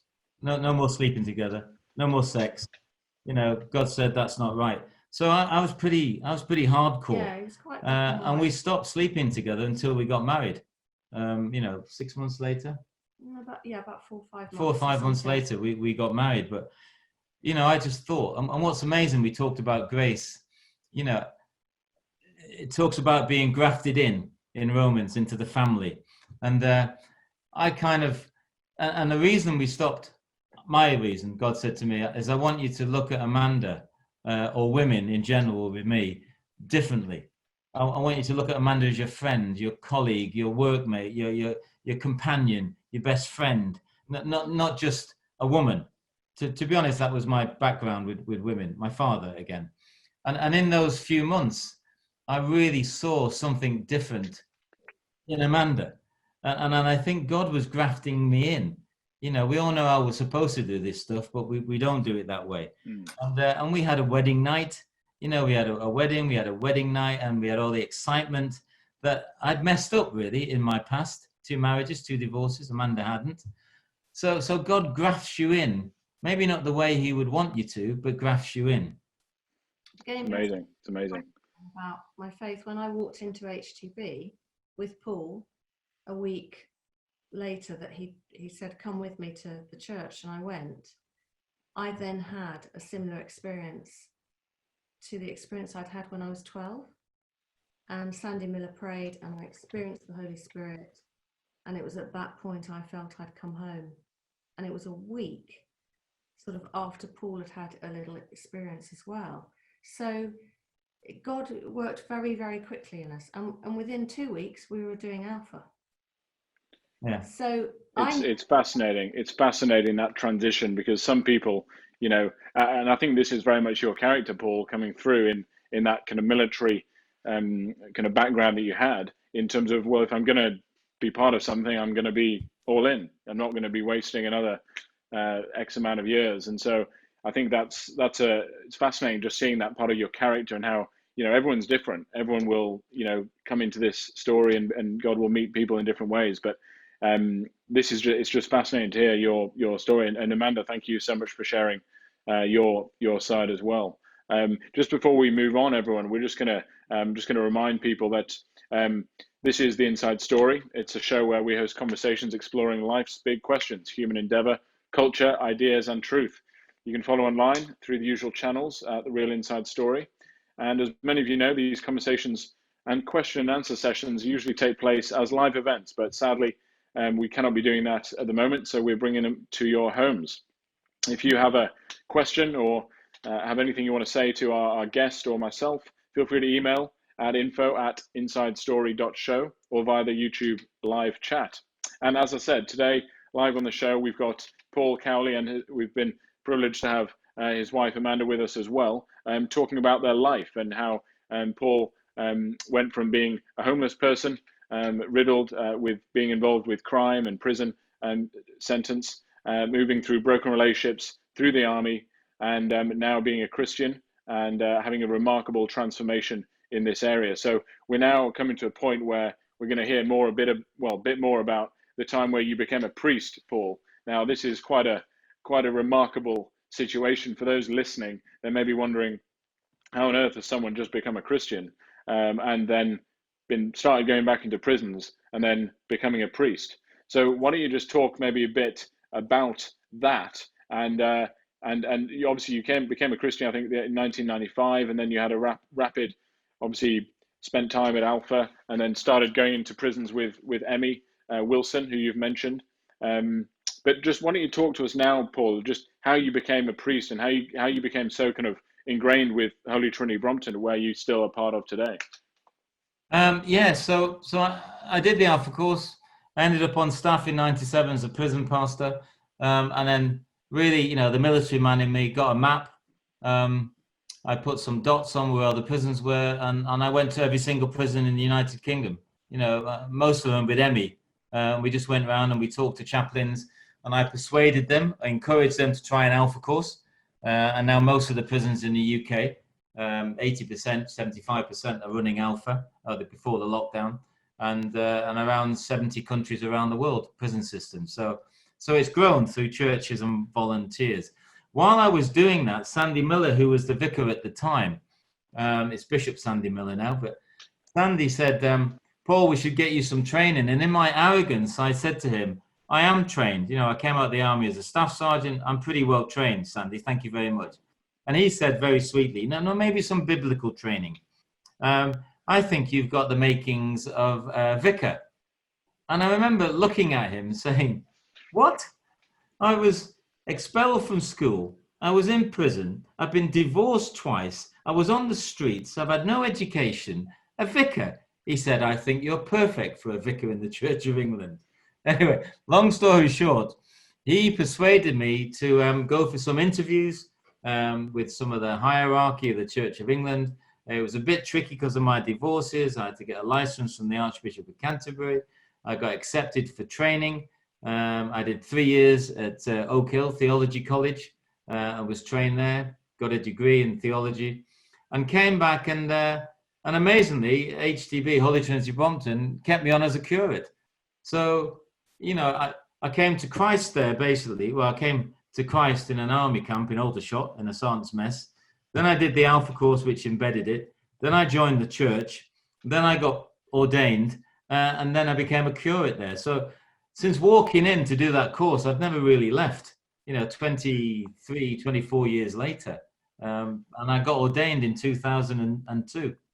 Paul, just before we move on, for those who are listening who maybe aren't part of the church or the Church of England, you mentioned that. You've mentioned a few words like priest, vicar, pastor, curate, ordination. What does that mean? And what are the differences in those, just for people who are maybe outside of that realm?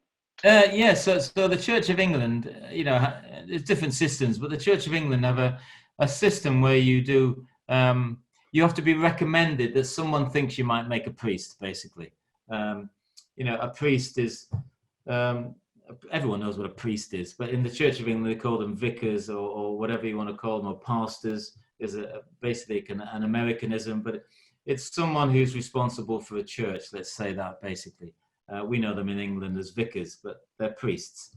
So you get, you do some interviews, you're in a panel. I did a 3-day selection conference where you're interviewed and drilled and chatted about. And then the 5 people, the selectors that are on that conference, every single one of them has to agree in you going forward for training. How I got through that, I don't know, but I got selected and then I went off for training. And I was the first person at Holy Trinity Brompton to play non-residential because I was a bit older. I was nearly 40 and I did a non-residential. So I still worked at Holy Trinity Brompton, developing the Alpha course and some of the other ministries. And I did part-time studies, a degree in theology. So 3 days a week I was studying and the rest of them 2 to 3 days a week. Sometimes I was working. And after 3 years, if you behave yourself, and the right people think that you're worthy of it, you go forward for ordination. And that's when the Church of England really have invested in you, and then they see some leadership potential in you to ordain you or make you into a priest or a vicar. And then mine's slightly different path, but you become responsible for a church. And the bit before you do that is the curate. It just means junior in training, basically, before you Fantastic.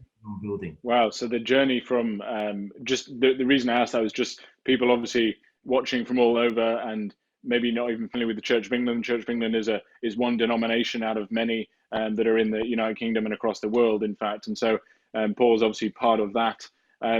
Just looking now into a bit of a macro scale, obviously you're a priest still, you're a priest for life, but you're a priest now of a church, I guess, because not every priest automatically becomes a priest in a church.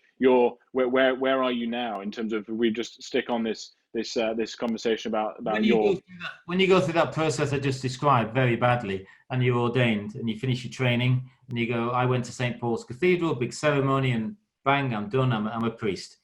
Then you become a curate in training to be a vicar, and eventually you get your own church. So what I did, because HTB amazingly accepted me back, I went back to my church as a curate. And then, again, extraordinary, Sandy and Nicky Gumbel and the senior team there saw something in me again and let me run with this idea of developing Alpha in the prisons. and they let me do that. You know, I was a prison pastor. I was still the prison pastor, but now I was ordained, the Reverend Paul Cowley, still doing the same stuff. And they let me do that and run with it. Extraordinary. And then from that, you know, working with men in prison and women in prison, mostly men in prison, you realize quite quickly that the profile has got probably abuse in it, single parents, lack of education, addiction, homelessness. That's the profile of most men in prison. And the reoffending rates are very high. So I realized quite quickly it wasn't just the Alpha course in the prison, which is brilliant, and it can help bring someone to Christ. So their salvation, in other words, they get to heaven, is secured no matter what they do. It's there. But they can lead these miserable lives until they get to heaven. And I wanted practically to do something about that. In other words, stop them going back into prison. So I founded a charity called Caring for Ex-Offenders. Really simple, what it does on the tin. And I mustered some churches together. Our own, HTB, Holy Trinity Brompton, was the first to engage. And we started taking men who'd done the Alpha course, who'd become Christians in prison. When they came out, we met them at the gate and brought them to the church. And that kind of took off. And I again encouraged and persuaded some other churches to do the same thing. We established resources and training and safeguarding and everything like that now. And that was the charity that's encouraged the church, you know, our corporal acts of mercy, Matthew 25. I was sick, I was ill, I was naked, I was lonely, I was a stranger, I was thirsty, and I was in prison, and you helped me. So I kind of encouraged churches to do that. Some of them were, of course, and lots of churches have come on board. So I was kind of fast-tracked. And what's amazing is what you said before, that God gets us in different ways. All my past became really useful for what I'm doing now, because I was able to relate to some of the men and the struggles that they had. Not all of them, worse lives than me, but I can relate to homelessness, to being in debt, to having abusive parents, to be an alcoholic, to be, you know, so it wasn't easy, but it was kind of, I had more patience to understand what they wanted when they came out. And again, Nikki and Sandy in the church let me run with that. Extraordinary, really.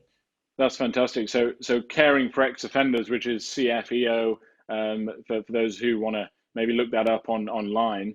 We're going to talk a bit about that now. So this Caring for Ex-Offenders is an organization that you've set up, Paul. It's supported by obviously a number of other organizations and churches. And I just wonder, maybe if you could share some of the success stories and how it's maybe some of the impact it has had in the UK, and is it just in the UK or is it overseas as well? I basically stole the idea from William Booth. William Booth, the founder of the Salvation Army. He wrote a book which I would recommend anyone read, whether they're interested in Alpha or not. It's called In Darkest England and the Way Out. And it's basically his whole story of how he set up the Salvation Army. And part of that ministry was a thing called the Prison Gate Brigade, where he would have a horse-drawn carriage and he'd go to the prisons in London. And when they threw the men and women and the children out at the time and the infants out onto the streets, sometimes naked and starving, he would pick them up and he'd do his famous catchphrase, which was the 3 S's, which was soup, soap, and salvation. And my point is, and his point was, it's no use telling someone that God loves them if they're naked and in the elements. You need to shelter them and clothe them. It's no use telling someone that God loves them if they're hungry and their belly's rumbling. Once you've fed them and once you've clothed them, then you can tell them that God loves them because they've seen his actions through you. So I thought, that's what I'm going to do. I'm going to meet them at the gate. We're going to help them get employment. We're going to help them get accommodation. We're going to mentor them, and we're going to put them in a community, the church, and stop them going back to prison.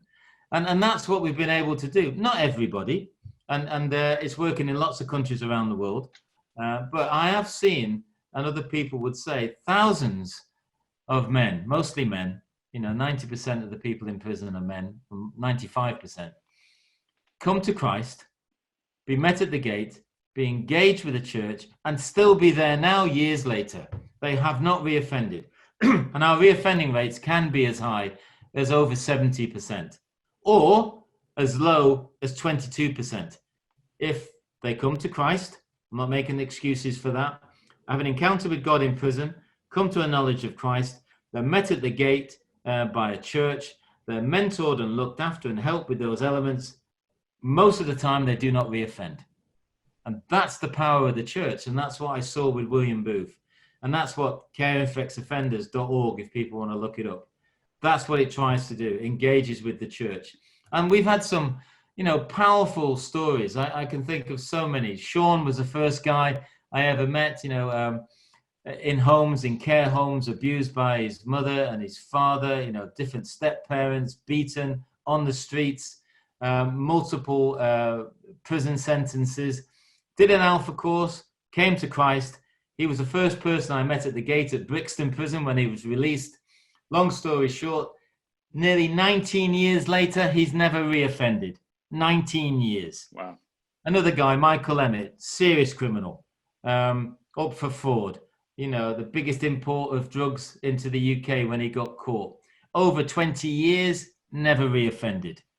So this character, Shane, one of the 6 most violent men in the UK prison system, came to Christ on an Alpha course, out, never reoffended, pastor in a church, an ambassador for caring for ex-offenders, married with 5 children. Extraordinary. I mean, this is what the church does. But the main thing is their salvation was secured when they came to Christ, but they would have led miserable lives if the church doesn't engage and help them. That's the responsibility of the church. It really is fantastic just hearing these stories of how, remarkable how people who have been in situations like yourself, I guess probably 20 years behind you in terms of their offences, now actually working within your teams in prisons, that they have also been offended, that they have been in themselves. I mean, I know one example you mentioned, Shane Taylor, who's mentioned in the book, and as a friend, and also his book is very powerful as well. And just hearing some of the stories behind how he is now able to, with that reconciliation that we're going to talk about in a second, go into the same prisons and speak to people who were seriously, impacted by him and his life before he was transformed as a Christian. It is fascinating to see that, and I think it really leads on to this question. Someone's actually emailed in about the question, which is, here we go. Do prison services see greater success at reintegrating to society for released prisoners who have made a step of faith in Christ versus those who have not, or who have been part of the Caring for Ex-Offenders program? I guess, is that something that you've seen, and the justice system has seen an impact in that?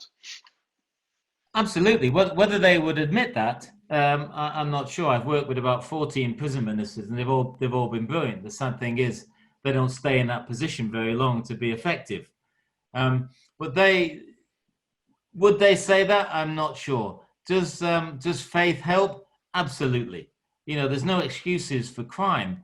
But when you look at the crimes and the characters, there's reasons for the crimes most of the time. No excuses. We don't commit crime, end of story. But the characters behind it, if you can put a stable, because most of these people don't come from stable relationships, like me, or stable backgrounds.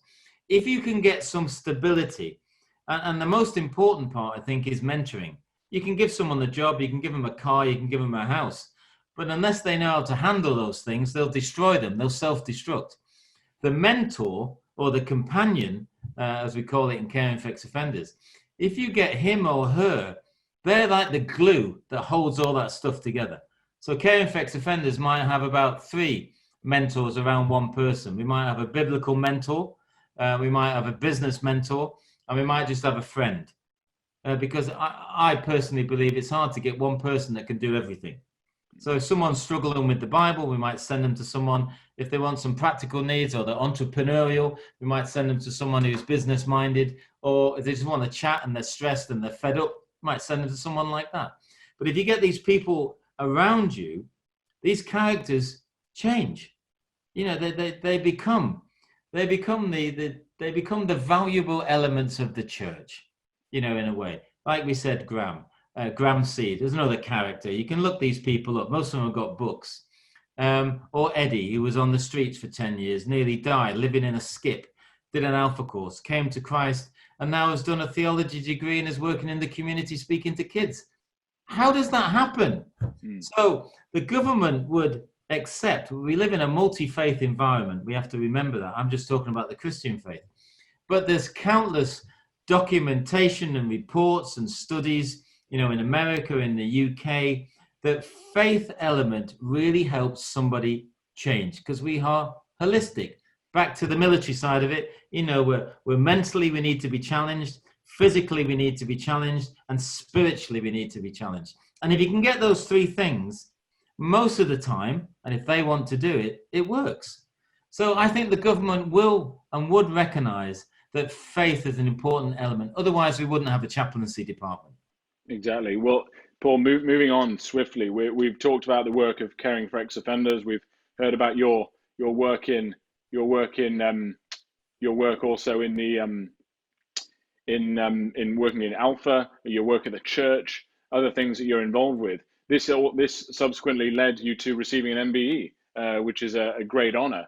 And I just wonder if you could touch on what that was like, meeting the heir to the throne a few years ago, I think it was. Yeah, 2015. It was very exciting. When I got the letter, I thought it was a joke.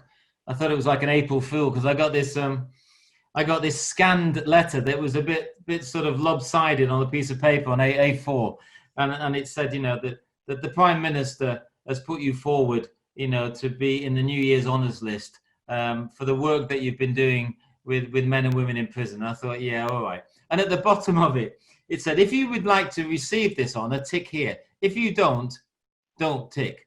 And I thought, who doesn't tick that? Anyway, that's just me. So I ticked it and I threw it in the letterbox, stamped addressed envelope, and I thought it was a joke. And then eventually I got another letter, which was a bit more formal, saying you've been awarded an MBE for your services to ex-offenders. I still don't know who nominated me. Somebody did, or a group did. And that was a really powerful day, going to Buckingham Palace, which you just mentioned, with my son, Clinton, who I see most days, who got married on Saturday. He's 42 now.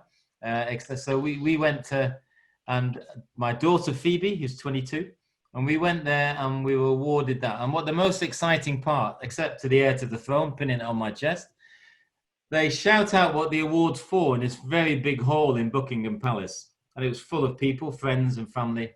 And it's for services to this and services to that. And when mine was shouted out, I had a moment, because it said, the Reverend Paul Cowley is awarded the MBE, member of the British Empire, for his services to ex-offenders. And it's that got me, because I thought, this award is not for me. It's for the Seans and the Shanes and the Grams and the Eddies and the Finneys and the Michaels, all those characters, that have really changed their life. Why? Because the church stepped in to help them, and they had an encounter with God. So that was very exciting to get that award. That's phenomenal, and that leads beautifully on to one of the final sections of our conversation, where I want to touch on your family and some relationships. We've talked about the past, where it was a real tough situation with your father and your mother, and the other relationships going on in your life, and just let's now talk a bit about the transformation to where you are now. And obviously it's great that there are many happy things to talk about. We're very excited about that. But Paul, let's just talk a bit about obviously we've been privileged to meet Amanda Cowley, Paul's wife, on here this evening. Obviously, maybe if you could just share a bit about your mother and your father, and that, how that story panned out. I know it's also detailed in the book, but for those people who haven't read the book yet. And then also, obviously, your son who was born, and then you obviously shared a minute ago how you kind of left him, and you felt that was a part of life, and obviously now you're in a very different situation. Maybe talk about how some of those relationships have changed from kind of how you were before you knew Christ, and how before you had this transformation, and to maybe how you are now and how those have changed. Goodness me, good question. There's a bit in the Bible, I think it might be Isaiah, I might be wrong. It says that the Lord will restore the years that the locusts have eaten. And I never really knew what that meant. And for me, and I might not know what it means now, but it means that you can't get those years back. So I left my son Clinton when he was 3 with the divorce, and I never really saw him. I saw him on and off, but maybe 11, 12, 13. And he came back in my life when he was 16. I'd just become a Christian. He was having a hard time with my first wife, And she'd rang up and said, you need to speak to him. You know, he's in trouble with this. He's doing that. It's just a nightmare. He's not getting on with his stepdad. Anyway. So I, as a Christian, I thought, well, I'm supposed to see him. I didn't really want to be honest. And we met and we talked, and he moved in with me and Amanda in a flat that we had. He later on, not long after that, gave his life to Christ and became a Christian, and had an extraordinary transformation. And I got my son back. Now, the years the locusts have eaten, from 3 to 16, let's say, I'll never get back. But I've had from 16 to 42, which he is now. And I said the prayers at his wedding on Saturday. And so, I can't get those years back. That's my fault. The consequences of the Bible calls it sin, my misdemeanors, my arrogance, my selfishness. But I got him back now.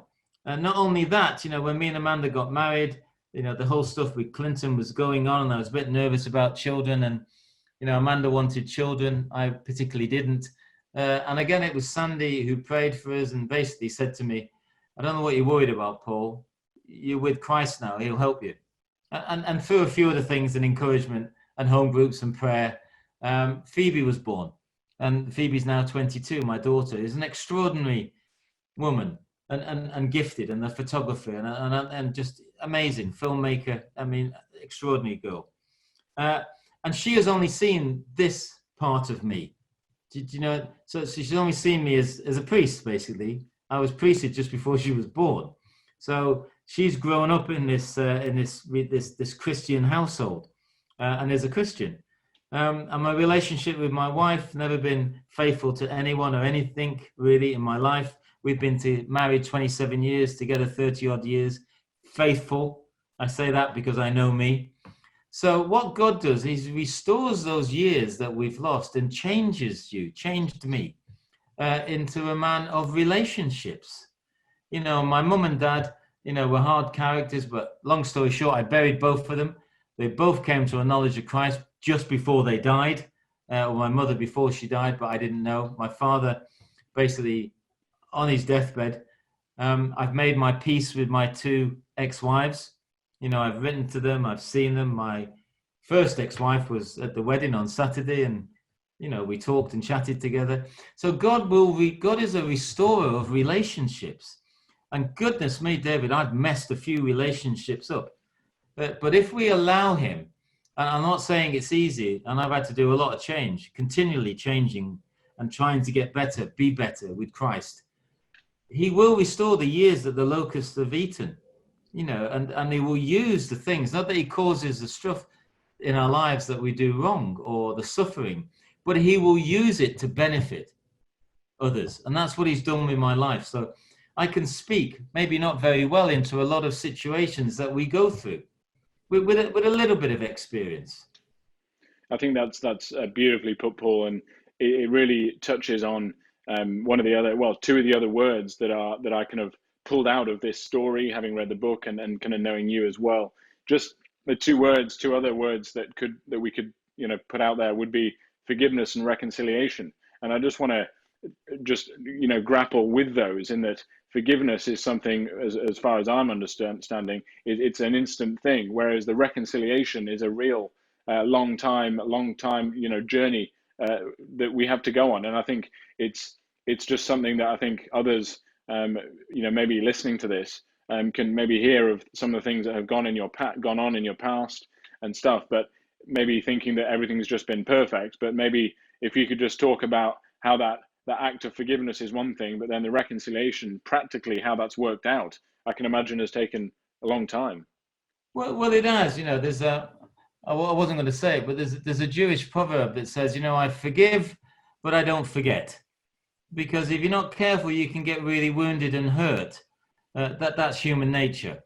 But it's about forgiveness. And if we don't forgive, you've heard it said, and it's been said before, that it has a corrosive effect on you, not on the other person, because they don't know you're not forgiving them. It's you that's holding that. And it's toxic. And I've been there, and I've tasted it, and I've felt it, and it's not good. So we need to forgive. The process of forgiving, you're right, is immediate. We can do that in prayer. We can say it, and we should say it to the person that we're forgiving. The process of trusting again it is a longer process. It takes time. And sometimes I might not trust the person as much as I did before because I've got some wisdom out of it. But it doesn't mean I'm holding a grudge. You know, God forgive them and I forgive them. But it doesn't mean I've got the same relationship I had before they hurt me or vice versa. I'm sure the same with me. But I've gone in that process and I'm still in it, David, to be honest, about forgiveness, forgiving myself still, you know, at my age now and what I've been through, what you've kindly said tonight. But I still have to work on forgiving myself. When I know that God has forgiven me, you know, and throws our sins into the sea of forgetfulness and remembers them no more, that means nothing. Whereas I keep bringing the stuff up that I've done and what I've been. God doesn't remember that. Grace, unconditional love. So I've had to forgive, and I'm sure, I know that, you know, I've had to forgive people and people have had to forgive me. I know they have. My son, we had an encounter when he came to Christ. I asked for forgiveness and he forgave me and vice versa. It's got to be, it's not always a two-way thing. It can be, but if it isn't, you've still got to do it. So I've had some experience of that. My father, my mother, you know, my father was a hard character. And I demonized him for years after his death, you know, in my testimony. And I felt God say to me, you need to stop demonizing your father. He did the best he could do. And I had an encounter where God turned up with my dad and I forgave him. And it's been better since. He's dead. So I can't say everything I wanted to say to him and vice versa. But I'm at peace with my father and I'm at peace with my mother. That's great. And that's very special, I think. That's great. Well, Paul, one of the stories I've heard you tell before that maybe you could share with listeners is just a very touching one. I was moved to tears when I heard it actually the first time, and it was about one of the last encounters you had with your father. And I wonder if you could just share that with the listeners this evening. Yeah, no, my dad, when I became a Christian, I wanted a relationship back with my father because I'd changed. I went to see my father. He hadn't changed. He was still my dad, still older, living on his own now in a pensioner's flat in a place called Macclesfield. And I go up and see him, and it was just, God, it was hard work. Still an alcoholic, still crude, you know, just a rough character. And I was changing, and it was just hard to be around him. But I wanted my dad in my life. He was a larger-than-life character growing up. And then I said to him, maybe you could come and see my family, you know, and meet Amanda and see Clinton and Phoebe was about 5 or 6 then. Anyway, I'd send him tickets to Macclesfield, and so he'd get the train down to Euston to London, and I'd meet him at the train. And as soon as I'd meet him, he'd almost fall off the train because he was drunk, you know, with cans of Guinness and everything. So abusive, swearing, and then constantly whinging that there was a first-class compartment, you know, but he would never get in it. And me being a millionaire living in London, why don't I upgrade him? And anyway, all that stuff. And I'd bring him home and he'd be awful. He'd spill beer on the carpets. He'd be rude to my daughter, which, you know, really made me angry. And it was awful, and I'd get rid of him again. And then, you know, Amanda would encourage me, let's keep going. So I'd send him tickets. I'd meet him again, same staggering off the train, same abusive thing about money and about first-class tickets and rubbish like that. Anyway, one day he came for the weekend, and it just got too much. I went for a walk. Amanda said, you need to go out. I was about to lose my temper with my father, which I didn't want to do in front of my daughter. So I went for a walk. And as I went for a walk, I had my little pocket Bible, and I sat down and I just thumbed through it. And for some reason, I was in the Old Testament and I fell on the 10 Commandments. Why I was looking at them, I don't know. And one of them really stood out, and it was weird. It said, honor your mother and father. And I thought, that is the worst scripture you could give me, God, because I don't honor them. They were awful to me. I left them. They were alcoholics. They were abusive, and they're naff. So don't tell me to honor them. Anyway, I had a little rant in the park with God. And I got back, and I felt a little bit better. The next day, my father was going back up to Macclesfield, and the 3 of us took him to the station. We put him on the train. Amanda was helping him settle down. Phoebe was getting him in, you know, some stuff or whatever. And then I saw on my father, around him, this honor your mother and father. And basically it said, honor your father. And I had this overwhelming moment, stood on the express train to Manchester, of love for my dad, which was really weird. And I remember staring at him, like I'm looking at you now, and feeling this deep love for him. And I said to Amanda, just stay here, I'm going to do something. She said, where are you going? I said, I won't be a minute. And I ran off and I got his ticket and I upgraded his ticket to a first class ticket to Manchester.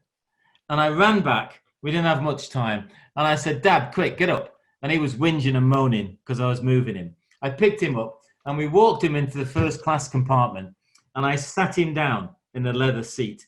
And the bell went at the whistles and we had to jump off. The doors closed. And I saw my dad through the window. Me and Amanda and Phoebes were stood on the station looking through the window. And my father was extraordinary. He was sat there. He got his trilby, he always wore a trilby, took his hat off and put it on the table. Then he got the recline button, sort of went back like this. Then he put his hand up and one of the waiters brought him a cup of tea and a biscuit. And then he got his newspaper. And I saw him turn to me like that and look at me out the window. And he had this biggest smile on his face. It was like Christmas, Easter, birthdays had all come together. And it was happening there at the moment. And the train pulled out and it left the station. And Amanda said to me, what on earth was going on with you? I said, you know what? I basically have no idea. I just wanted to see my dad happy. I wanted to see him smile. And that was the last time I ever saw my father, because 3 weeks later, he died of a massive heart attack on his own and died. And I've often said, you know, was that me and my ability to try and do practical things, or was it God? It was God, because I have such a peace about my father. All those traumatic years, I forgave him, you know, and later on when I was moving some of his stuff after he died, I found the diary. Never knew my father kept a diary. And what's in that diary? All stuff about God. And I thought, goodness me, I had no idea what was going on in that man's head. No idea. So if we can just follow God's lead, you know, he wants to guide us and he wants reconciliation. He wants peace. He wants love. He wants forgiveness. But we can be so stubborn sometimes that we miss it. So we've just got to be open to that. And I think we have a God of reconciliation and forgiveness, and if we want it, but we might have to do a little bit of work to get it. I think that's really that's a beautiful place to finish that story, Paul. In that, I think it's a choice, isn't it? And you know, it's as you've said, relationships are choices, and we all have that choice. And I think that leads perfectly on. One of the questions we've just had asked actually is a very, very poignant question, and I think this you'll be able to relate, Paul, to this. And we just want to say that all these questions are, you know, they're real questions. They come from a real person, and we really want to just honor these questions. And so this question is to you, Paul. It's, how is it possible to understand the love of God as father, if we have not had a good experience and role model from our own father? And I can imagine this is obviously what you've been through, but obviously someone has asked that in this evening and maybe has had the same situation going on, and maybe isn't at the point that you are. So I just wonder if you could share a few thoughts on that. That last story was very poignant and touched on that a bit as well. Well, I think it's a very difficult question it's a very important question, but it's a very difficult question to answer, and I can only answer it from my experience, because everyone, as you know, is different, and some, you know, some fathers or mothers have done, and I'm in the world of that 23 years of prison work. I've done horrendous things. I'm constantly amazed at what we do to each other, how we hurt each other. You know, whenever I think I've heard the worst story in prison, I hear another one of abuse, you know, be it mental, physical, or sexual. So I know what we do to each other. But God the Father and my dad, the Toxteth Liverpudlian 6'3" man, you know, we're all broken and we're all dysfunctional. And it took me a while to learn out why my father was like my father, and doing research for the book, which took 6 years, finding out my dad's life, finding out about my grandfather. no excuses for our behavior, but there are reasons for them sometimes, how we end up like we are. And if we're not careful, if we look through the lenses of our grandfather or our father, you end up that person. And I became my father, which I'm not proud of. You know, my father became my grandfather. We just, and my son basically became me a little bit until it changes. But we have to try, and I don't know how you do it. You have to do it yourself, and it's hard work. We have to realize that God is not our earthly father. You know, God loves us unconditionally. In those scriptures that I've mentioned, that our name is on the palm of his hand, that the whole cross, the crucifixion, what he went through, sacrificing his son. I've got 2 children. I'm not prepared to sacrifice them for you. Yet God does this. And it takes a while to understand that stuff. But, you know, I could never hurt my children the way my father hurt me. But possibly my grandfather hurt my father even more. And there was unforgiveness in my father with my grandfather. So it's like, you know, in AA, they say, you know, fake it until you make it. I believe that God is not like an earthly father, and I trust him. There's a situation in the book where, you know, I jumped into my father's arms and he moved, and that destroyed me for a long, long time. Trust. And I never trusted my father.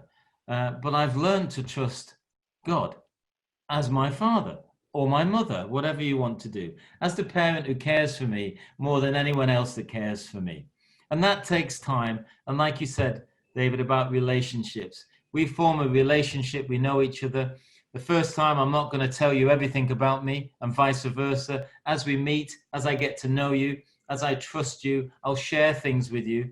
I might give you some of my fears and worries, and you don't abuse me. You don't hurt me. You don't run away from me.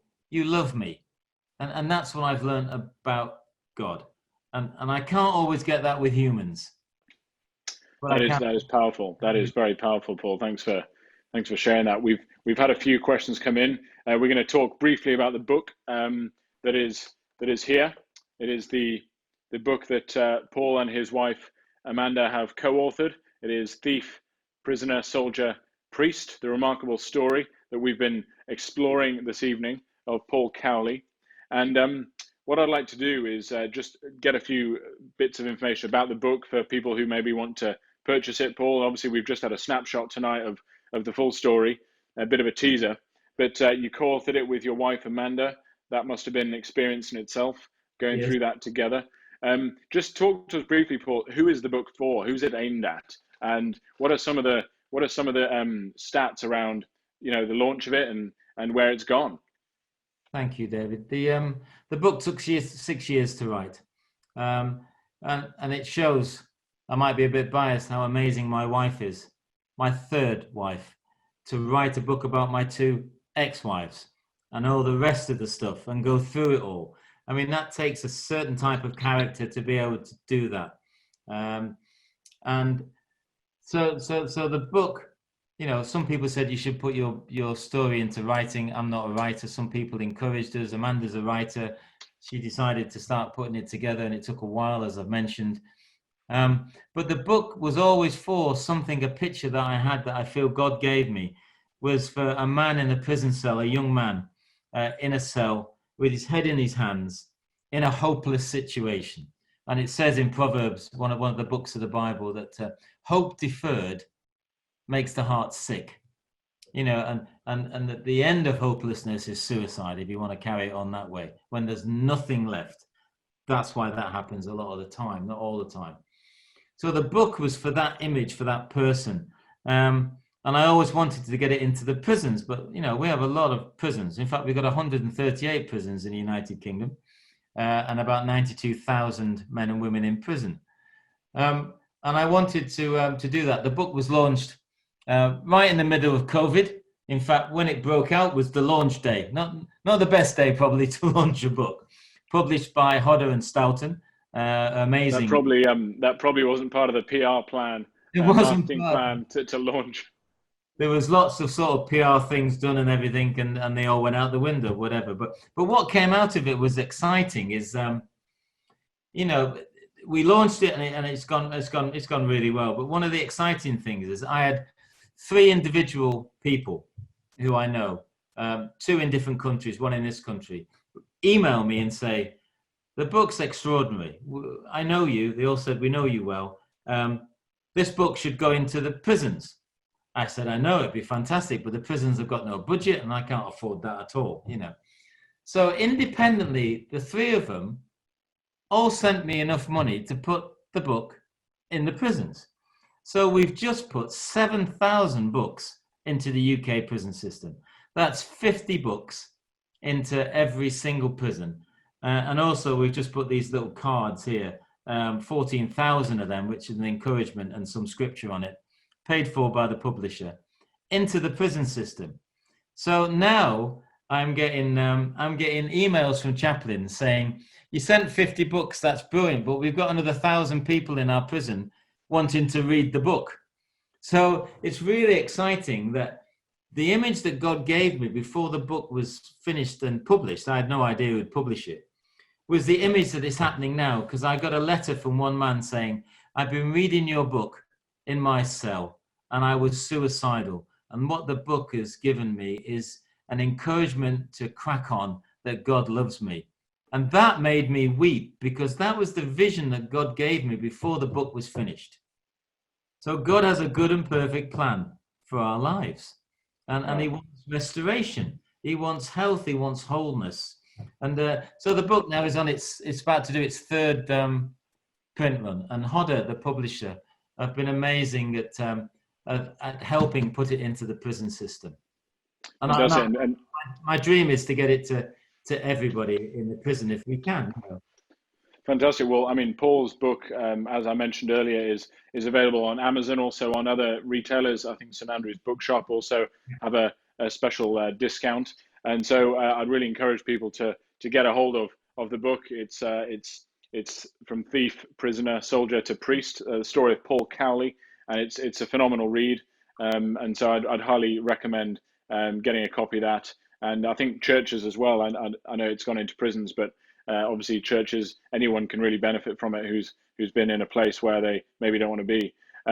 Just as we're drawing to a close of the conversation, Paul, I'm just we've had a few questions in that I'd love you to just share a few minutes on, and then we'll draw this time to a close. But I think some of these questions are really, really important and really do touch on some key points. So someone's emailed in just on the topic of prisons. What are the key factors that prompt a prisoner to take an Alpha course in prison? And obviously you're someone who's both been in prison and also seen this happen many time and time again. From my experience, having heard people talk about this, food is one aspect, and you said about the weekend away not happening. But in terms of what are the other reasons that maybe drive people to it? I think food is a big drive. It's funny, but it's, God can get us wherever he wants to get us. And if he wants us, he'll get us. So I think food, I think it's mostly men in the prison system. There's only 4,000 females in our prison estates. I think with men, the men I've spoken to, there comes a point in their life when they start to realize, there's a word for it, but I can't remember it in a minute. There comes a point in their life when they realize that they're probably not a very good criminal. They probably haven't seen their kids grow up. They probably have got this preconceived idea about God. They probably are just a bit fed up and cheesed off of back in again or whatever. And working out whatever money they got, when you work it out on a daily rate, is not really worth 5 years in prison, that sort of thing. This point in their lives. And it's those that tend to wander into the chapel sometimes. So the Alpha course is advertised, and the chaplains do talks, they put posters up about it. There's all sorts of things now, and testimonies in the chapel when we could do that. We'll be back again doing that soon. So the Alpha course is a non-threatening, easy way with some food, whatever the prison can give you. It might be a biscuit or it might be a meal, it varies. An interesting talk. It's now the Alpha film series, so it's on DVD, which is, it's shorter and it's global. It's multiracial. It's just better. So they come on that, and it's just, I've never heard anyone say that they've hated their time on an Alpha course. Doesn't mean that they've come to Christ or they've changed. They've enjoyed the course, and there's companionship. There's a like-mindedness, and I would say there's a revelation sometimes that They just don't believe God would want someone like them, but he does. Yeah. So the food, chaplaincy, and I think churches, volunteers going into prisons is so important. They listen to the volunteers and they're interested in them, and they're sometimes the uncles and the aunties and the mothers and the fathers that they've never had. Well, it's a perfect segue into the next question that's just come in, Paul, which is, how important do you think it is to have been through similar issues to prisoners and to have perhaps come from a similar background or to have had similar life experiences in order to be able to be involved in ministry to prisoners? I guess, is it something anyone can get involved with, or do you think it's a real niche area? Maybe you could share a light on that. Yeah, I think it's important and it's not important. That's what I say to volunteers. It doesn't matter what age you are, what ability you are, what color you are. It doesn't really matter if you're an uncle or an auntie, if you're 80 or you're 21 or whatever you are. It's the fact that you're going in there, because what you're representing most of the time is an area in their lives that have been so dysfunctional. You know, I would have loved to have aunties and uncles and grandmas and granddads. You know, I didn't. Of course I did, but they were dysfunctional and I didn't know them. And I probably wouldn't want to be around them anyway. So when you go in there and you meet this older Christian who's never been in prison, who's probably a banker and he or she did something, or they were a CEO and they came to Christ, or they've been a Christian all their life. I mean, what on earth is that? How do you become a Christian all your life? To me, that was a novelty. How on earth do you do that at 40 years of age? So what, you were a Christian when you were born? So those sort of things are really interesting to the men and women in prison, and they value you. Is it interesting and better that you've had some experience? Sometimes, but not always. The mere fact that you would go into a prison, you're not being paid for it, you're volunteering, you're giving up your time because you love them, is overwhelming. Overwhelming. That you would get them a cup of tea, that you would sit with them and listen to them whinging or ranting or crying, is overwhelming. So yes, if you've got some ability, it might be helpful, but overall, it doesn't really matter. So for those, Paul, who would like to maybe get involved in engaging with, helping out, whether it's with the caring for ex-offenders or being part of volunteering in prison, how could they go about doing that? If they go on to, if they Google Alpha, alpha.org, just put that in and it will all come up with a load of stuff. Work your way through that and put Alpha for prisons. It'll come up with all the prison stuff that we do UK and internationally. And it will tell you there where you can sign up, whatever you want to do, to come on for some training first, and then come and join us in one of the London or one of the prisons around the UK when we can get back to normal. Now it's all being done online in the prisons. 50 prisons are running it online. Fantastic. The aftercare, you just Google caringforexoffenders.org, all lowercase, all one word. And that will tell you when the training events are kicking up again, when you can come and do a day's training, when you can get involved in mentoring, supporting, letter writing, anything you want to do at all. There's also Prison Fellowship. If you go onto Prison Fellowship's website, just Google Prison Fellowship, it'll give you a whole load of things that you can do. There's so much stuff we can do. We just need to do something as a Christian. Whoever you are listening to this, I don't believe that you're not useful in prison. And if you think you're not useful, you're being lied to. Fantastic. And just to reiterate what Paul was saying, all these links will be available in the description of the YouTube link when this is uploaded online in the next period of time. So final question for this evening, before we close off this, is this question touches on a bit that you've mentioned in the back of the book, Paul, on engaging with people. So you talk about this at the end of the book, and it's really about psychology. And someone has asked the question what do you think about psychology and the psychological therapy to help prisoners, and where this aligns or deviates from healing God wants to provide these individuals? Can and does this therapy have a role in the way God wants to heal past trauma, or do prisoners need revelation from God to do that? So that's obviously, I know you do talk about that in your book, and there's a few chapters in there. So maybe just an overview of maybe pointing people to where they can look at that. I was just thinking, I know I'm a priest, so I keep banging on about scripture, but in the Bible, I think Jesus talks to his disciples, his followers, start telling people off for healing and they're not using Jesus's name. They're doing stuff for God. And I think Jesus, instead of rebuking them, says, do you know what? If they're not against us, they're for us. So with the psychology or psychiatry or all that stuff, education in the prison system, it's all brilliant. It all helps. But we need an holistic approach. And within that is a spiritual element. Now, you have to work out. I'm a priest in the Church of England, so I'm going to direct you towards Christianity, but you need to explore that element and find that spiritual element. And for me, it's the Christian faith and it's Christ. So can those elements help, if I understand the question, towards healing? Yes, they can. Have I been in therapy? Yes, I have. Was it Christian therapy? Not always. Did it help? Absolutely. God can use everything because we're holistic. And, you know, the spiritual and the secular, you know, I believe everything is God's, personally. So all that stuff that we're doing in the prisons, if it doesn't, and it shouldn't push you away from faith, whatever your faith may be, we need to explore faith. And the people that I've worked with, the psychologists or the psychiatrists or the trauma therapists or whatever in prisons, I've always guided people to a faith that might be helpful to that individual. And I think if we do that, we end up holistic. So if it's not against it, it's for it. I don't know if that answers the question, but I think that's helpful. And I think, as I said a minute ago, there's more information in the book that you've written so beautifully, and there's 2 chapters in there that talk about, you know, picking these kind of topics up. And I know you've got some points in there that people can walk through. And of course, Paul, as we close this conversation off, is there there's obviously ways people can get in touch with you. Is that how can they do that if they want to get in touch with you and speak to you about anything that's been brought up?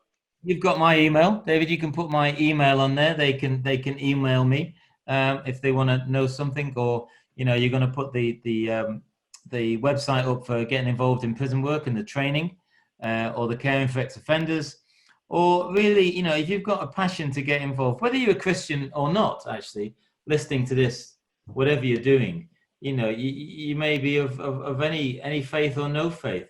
Get involved in the prison. The first thing I'd do is find out where your local prison is, because there is one not far away from you, probably. Find out where your local prison is and ring up and speak to the chaplaincy department. And you know what you can say to them? I'm interested in helping you in some way in your department. And just see what they say. They will probably say, that's amazing. Let me get your details. Because you may think everyone is rushing into prison to help. They're not. And especially they're not rushing to help when the men and women come out. And you would be amazing what you can do. Whether you have a faith or not, it's just drawing alongside someone. For me, I would probably be dead or serving a long prison sentence if I hadn't come to faith in Christ. That's my journey. But you can help people any way you want to help. Thank you very much for those words, Paul. And I think that's a beautiful place to round this conversation up. It's been a great conversation. We've had really looked at many of the areas of your life, Paul, and hearing about the transformation from being a thief to being in prison to being a soldier, and then being a priest, and then now working in the care system, which is truly phenomenal. So I'd like to just close now and thank my guest today, Paul Cowley, as we've been exploring his remarkable story of faith, reconciliation, transformation, and hope through prison, the army, church, and then working in the justice system. You can find out more about his work, his book, and the inside story below. Links to the past and upcoming conversations are all online through social media and the website at insidestory.show in the links below. So to all those watching and listening, thank you all, and see you next time for more conversations exploring life's big questions, human endeavour, culture, ideas, and truth. I'm David Stretton-Downes, and this has been The Inside Story.